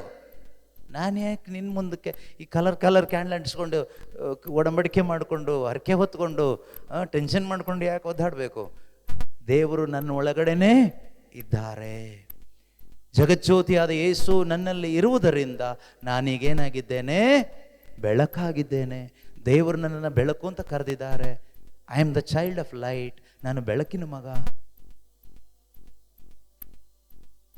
ನಾನೀಗ ದೇವರ ಜೊತೆ ಫ್ರೆಂಡ್ಶಿಪ್ಪಲ್ಲಿದ್ದೀನಿ. ಈ ಒಂದು ಕಾನ್ಫಿಡೆನ್ಸ್ ನಮ್ಮೊಳಗಡೆ ಬರುತ್ತೆ, ಈ ಒಂದು ಮನವರಿಕೆ ನಮಗಾಗುತ್ತೆ. ಅದ್ರಲ್ಲಿ ನಾವು ಹೆಮ್ಮೆ ಪಡ್ತೀವಿ. ಅದನ್ನೇ ಇಲ್ಲಿ ಹೇಳ್ತಾ ಇರೋದು. ಆ ರೀತಿ ಹೆಮ್ಮೆ ಪಡ್ತಾ ಬದುಕಲಿಕ್ಕೆ ಆಗಬೇಕಾದ್ರೆ ಹೊಸ ಜನ್ಮ ಪಡ್ಕೊಂಡ್ರೆ ಮಾತ್ರನೇ ಸಾಧ್ಯ.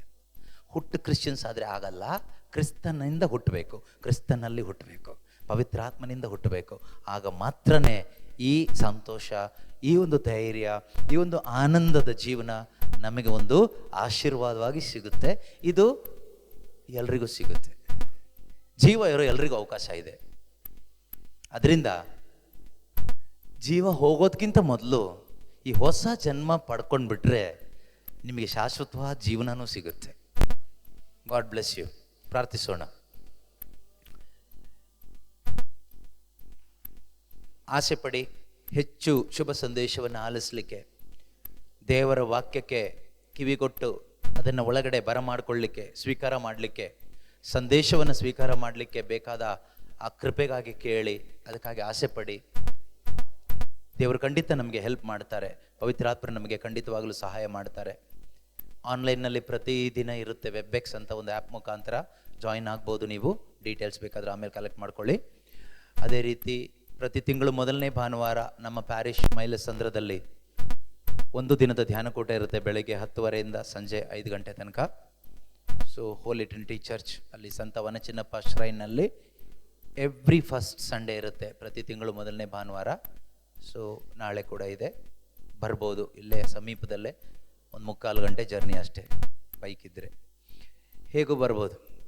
ದಾಹ ಇದ್ದವನು ಬಂದು ಕುಡಿತಾನೆ. ಸೊ ಬನ್ನಿ, ವಾಕ್ಯಗಳನ್ನ ಕಲ್ತ್ಕೊಳ್ಳಿ, ಹೊಸ ಜನ್ಮ ಪಡ್ಕೊಳ್ಳಿ, ದೇವರ ಆ ಸಂಬಂಧದಲ್ಲಿ ಬಲಗೊಳ್ಳಿ, ಆ ಕೃಪೆಯಲ್ಲಿ ಇನ್ನೂ ಅಧಿಕವಾಗಿ ಬೆಳಿಲಿಕ್ಕಾಗುತ್ತೆ. ಹೊತ್ಕೊಂಡು ಹೋಗೋದೇನೂ ಇಲ್ಲ. ನೀವು ಕಷ್ಟಪಟ್ಟು 70-80 ವರ್ಷ ಸಂಪಾದನೆ ಮಾಡಿದೆಲ್ಲ ಬಿಟ್ಟು ಹೋಗ್ಬೇಕು. ಸತ್ತಾಗ ಏನು ಹೊತ್ಕೊಂಡು ಹೋಗಲ್ಲ, ₹1 ತಗೊಂಡು ಹೋಗೋಕ್ಕಾಗಲ್ಲ. ಜೊತೆಲಿ ಯಾರೂ ಬರೋದು ಇಲ್ಲ, ನೀವೊಬ್ಬರೇ ಹೋಗ್ಬೇಕು. ಬಂದಾಗ ಹೆಂಗೆ ಬಂದ್ರು, ಹೋದಾಗ್ಲೂ ಹಾಗೆ, ಖಾಲಿ. ಅದರಿಂದ ಈ ಲೋಕದಲ್ಲಿ ಬದುಕುವಾಗ ಜಾಸ್ತಿ ಟೆನ್ಷನ್ ಮಾಡ್ಕೋಬೇಡಿ, ಏನು ಹೊತ್ಕೊಂಡು ಹೋಗೋಕ್ಕಾಗಲ್ಲ. ಆಯ್ತಾ? ಸೊ ಅದರಿಂದ ನಾವು ಖಾಲಿಯಾಗಿ ಹೋಗೋದು ಬೇಡ, ಒಳಗಡೆ ಗಾಳಿ ತುಂಬ್ಕೊಂಡು ಹೋಗೋಣ, ಪವಿತ್ರಾತ್ಮನ ತುಂಬಿಸ್ಕೊಂಡು ಹೋಗೋಣ. ಆಗ ಖಂಡಿತವಾಗಲೂ ಬಲೂನೊಳಗೆ ಗಾಳಿ ತುಂಬಿದ್ರೆ ಏನಾಗುತ್ತೆ? ಬಲೂನು ನೆಲದಲ್ಲಿ ಇರಲ್ಲ, ಹಾರುತ್ತೆ. ಹಾಗೆ ಪವಿತ್ರಾತ್ಮರು ನಮ್ಮಲ್ಲಿ ಬಂದಮೇಲೆ ಆ ಪವಿತ್ರಾತ್ಮರು ನಮ್ಮನ್ನು ಸ್ವರ್ಗಕ್ಕೆ ಕರ್ಕೊಂಡು ಹೋಗ್ತಾರೆ. ನೆಲದಲ್ಲಿ ಬೀಳಕ್ಕೆ ಬಿಡಲ್ಲ, ನಾಶವಾಗಿ ಹೋಗ್ಲಿಕ್ಕೆ ಬಿಡೋದಿಲ್ಲ. ನಮ್ಮಲ್ಲಿ ಬಂದ ಪರಿಶುದ್ಧಾತ್ಮ ನಮ್ಮನ್ನು ನಿತ್ಯ ಜೀವಕ್ಕೆ, ಪರಲೋಕಕ್ಕೆ ಎತ್ಕೊಂಡು ಹೋಗ್ತಾರೆ. ನಮ್ಮೊಳಗಡೆ ಬಂದ ಸ್ವರ್ಗೀಯ ಗಾಳಿ. ಅದರಿಂದ ಆ ಗಾಳಿನ ತುಂಬಿಸ್ಕೊಳ್ಳೋಣ ನಮ್ಮಲ್ಲಿ. ಅದಕ್ಕಾಗಿ ಏನು ಬೇಕು? ಶುಭ ಸಂದೇಶ ಬೇಕು. ಹೆಚ್ಚು ಶುಭ ಸಂದೇಶವನ್ನು ಆಲಿಸಿ ಒಂದು ಆತ್ಮಿಕ ಜನ್ಮ ಪಡ್ಕೊಳ್ಳಿ, ಆತ್ಮಿಕ ಜೀವನವನ್ನು ಬಲಪಡಿಸ್ಕೊಳ್ಳಿ. ದೇವರು ಕೊಟ್ಟಂತೆ ಅವಕಾಶಕ್ಕಾಗಿ ದೇವರಿಗೆ ಕೃತಜ್ಞತೆಯನ್ನು ಸಲ್ಲಿಸಿ ಪ್ರಾರ್ಥಿಸೋಣ. ಒಳ್ಳೆಯ ಪಿತನೇ, ನಿಮಗೆ ಸ್ತೋತ್ರವಾಗಲಿ ಅಪ್ಪ. ತಂದೆಯಾದ ದೇವರೇ, ನೀವು ನಮ್ಮನ್ನು ಅಪಾರವಾಗಿ ಪ್ರೀತಿಸಿ ನಿಮ್ಮ ಪ್ರೀತಿಯನ್ನು ಪ್ರಭು ಯೇಸು ಕ್ರಿಸ್ತನ ಮುಖಾಂತರ ನೀವು ತೋರ್ಪಡಿಸಿ ಕೊಟ್ಟಿದ್ದೀರಿ. ಪುತ್ರನ ಮುಖಾಂತರ ಇಡೀ ಜಗತ್ತನ್ನೇ ನಿಮ್ಮೊಡನೆ ಸಂಧಾನಗೊಳಿಸಿದ್ದೀರಿ ಅಪ್ಪ. ತಂದೆಯಾದ ದೇವರೇ, ಈ ಸಂಧಾನದ ಶುಭವಾರ್ತೆಯನ್ನು ಸಾರುವುದಕ್ಕಾಗಿ ನೀವು ನಮಗೆ ಕೊಟ್ಟ ಈ ಸೌಭಾಗ್ಯಕ್ಕಾಗಿ ಕೃತಜ್ಞತೆಯನ್ನು ಸಲ್ಲಿಸಿ ಪ್ರಾರ್ಥಿಸ್ತಾ ಇದ್ದೇವೆ ಪಿತನೇ. ಯಾರೆಲ್ಲ ಈ ಶುಭ ಸಂದೇಶವನ್ನು ಆಲಿಸಿದ್ದಾರೋ, ಈ ರಕ್ಷಣೆಯ ಕುರಿತಾದ, ನಿತ್ಯ ಜೀವದ ಕುರಿತಾದ, ನೂತನ ಜನ್ಮದ ಕುರಿತಾದ ಈ ಸಂದೇಶವನ್ನು ಆಲಿಸಿದಂತಹ ಪ್ರತಿಯೊಬ್ಬರಲ್ಲಿಯೂ ನೀವು ಕಾರ್ಯ ಮಾಡಿದ್ದೀರಿ. ಅವರಲ್ಲಿ ವಿಶ್ವಾಸವನ್ನು ನೀವು ತುಂಬಿಸಿದ್ದೀರಿ ಅಪ್ಪ. ಇವರೆಲ್ಲರೂ ಕೂಡ ಅಪ್ಪ ತಂದೆಯಾದ ದೇವರೇ, ಕೇಳಿಸಿಕೊಂಡಂಥ ಈ ಆತ್ಮಿಕ ಸತ್ಯಗಳಿಗೆ ಬಿಗಿಯಾಗಿ ಕಚ್ಚಿಕೊಂಡು ಇದರ ಫಲವನ್ನು ಇವರು ಕಾಣುವಂತೆ ಆಗಲಿ ಅಪ್ಪ. ಪ್ರತಿಯೊಬ್ಬರ ಜೀವಿತದಲ್ಲಿಯೂ ನೂತನ ಜನ್ಮದ ಅನುಭವವನ್ನು ಪಡೆದುಕೊಂಡವರಾಗಲಿ ಅಪ್ಪ. ತಂದೆಯಾದ ದೇವರೇ, ನಿಮ್ಮೊಂದಿಗಿನ ಆ ಒಂದು ಪ್ರೀತಿಯ ಸಂಬಂಧದಲ್ಲಿ ಇವರೆಲ್ಲರೂ ಎಲ್ಲರೂ ಬಲಗೊಳ್ಳಲಿ ಅಪ್ಪ. Thank you Jesus. ಹಾಲೆಲೂಯಾ. ಯಾವುದೇ ವಿಧವಾದ ಸೈತಾನನ ಕುತಂತ್ರಗಳಿಗೆ ಯಾರು ಬಲಿಯಾಗದೆ ಸ್ವರ್ಗ ರಾಜ್ಯಕ್ಕಾಗಿ, ಸ್ವರ್ಗ ರಾಜ್ಯದ ಮಕ್ಕಳಾಗಿ ತಂದೆ ದೇವರ ಅನ್ಯೋನ್ಯತೆಯಲ್ಲಿ ಪ್ರತಿಯೊಬ್ಬರು ಜೀವಿಸುವಂತೆ ಆಗಲಿ ಅಪ್ಪ. ಹಾಲೆಲೂಯಾ. ಯೇಸುವೇ ಸ್ತೋತ್ರ, ಸ್ತೋತ್ರ, ಸ್ತೋತ್ರ. ಯೇಸು ಕ್ರಿಸ್ತರ ಮುಖಾಂತರ ದೇವರಲ್ಲಿ ನಾವು ಹೆಮ್ಮೆ ಪಡುವ ಆ ಒಂದು ಸೌಭಾಗ್ಯವನ್ನು ನಮಗೆ ತಂದುಕೊಟ್ಟ ಪವಿತ್ರಾತ್ಮರೇ ನಿಮಗೆ ಸ್ತೋತ್ರವಾಗಲಿ. ಪವಿತ್ರಾತ್ಮರೇ, ನೀವು ನಮ್ಮಲ್ಲಿ ಬಾರದೆ ಹೋಗಿದ್ದರೆ ನಮಗೆ ದೇವರಲ್ಲಿ ಹೆಮ್ಮೆ ಪಡಲು ಸಾಧ್ಯವಾಗ್ತಾ ಇರಲಿಲ್ಲ. ಇಂದು ನಾವು ದೇವರ ಗೆಳೆಯರಾಗಿದ್ದೇವೆ. ಆ ಒಂದು ದೇವರ ಗೆಳೆತನದಲ್ಲಿ ಹೆಮ್ಮೆಯಿಂದ ಬದುಕುವ ಆ ಕೃಪೆ ಕೊಟ್ಟಿದ್ದಕ್ಕಾಗಿ ಸ್ತೋತ್ರ ಅಪ್ಪ. Thank you Jesus. Praise you Jesus. ನಮ್ಮನ್ನ ದೇವರೊಂದಿಗೆ ಸಂಧಾನಗೊಳಿಸಿದ ಪ್ರಭು ಯೇಸುವೆ, ನಿಮಗೆ ಮಹಿಮೆಯಾಗಲಿ. ಸ್ತೋತ್ರ ಅಪ್ಪ. ನೀವು ನಮಗಾಗಿ ಕೊಟ್ಟಂತಹ ನಿಮ್ಮ ಪವಿತ್ರ ರಕ್ತಕ್ಕಾಗಿ ಸ್ತೋತ್ರ ಮಾಡ್ತಾ ಇದ್ದೇವೆ ಸ್ವಾಮಿ. ನೀವು ರಕ್ತವನ್ನು ಚೆಲ್ಲದೆ ಹೋಗಿದ್ದರೆ, ನೀವು ನಮಗಾಗಿ ರಕ್ತ ಮಾಂಸಧಾರಿಯಾಗಿ ಧರೆಗೆ ಇಳಿದು ಬಾರದೆ ಹೋಗಿದ್ದರೆ ನಾವು ನಿತ್ಯ ನರಕಕ್ಕೆ ಹೋಗ್ತಾ ಇದ್ವಿ, ನಿತ್ಯ ನಾಶಕ್ಕೆ ಒಳಗಾಗ್ತಾ ಇದ್ವಿ. ಅಪ್ಪ ಪಿತನೆ, ನೀವು ಕಳಿಸಿಕೊಟ್ಟ ನಿಮ್ಮ ಏಕೈಕ ಪುತ್ರ ಯೇಸು ಕ್ರಿಸ್ತನಿಗಾಗಿ ಸ್ತೋತ್ರ. ಯೇಸುವೆ, ನೀವು ನಮಗಾಗಿ ಚೆಲ್ಲಿದ ನಿಮ್ಮ ಅಮೂಲ್ಯ ರಕ್ತಕ್ಕಾಗಿ ಸ್ತೋತ್ರ. ಯೇಸುವೆ, ನೀವು ನಮಗಾಗಿ ಕಳಿಸಿಕೊಟ್ಟ ಪವಿತ್ರ ಆತ್ಮವರಿಗಾಗಿ ಸ್ತೋತ್ರ. Thank you Jesus. Thank you holy spirit. Thank you father. Hallelujah. ಯೇಸುವೆ ಸ್ತೋತ್ರ, ಸ್ತೋತ್ರ, ಸ್ತೋತ್ರ, ಸ್ತೋತ್ರಪ್ಪ, ಸ್ತೋತ್ರಪ್ಪ, ಸ್ತೋತ್ರಪ್ಪ. Hallelujah, hallelujah. ಸೃಷ್ಟಿಗಿಂತ ಮೊದಲೇ ನನಗಾಗಿ ಜಡಿಯಲ್ಪಟ್ಟೆ, ಸೃಷ್ಟಿಗಿಂತ ಮೊದಲೇ ನನಗಾಗಿ ಜಡಿಯಲ್ಪಟ್ಟೆ,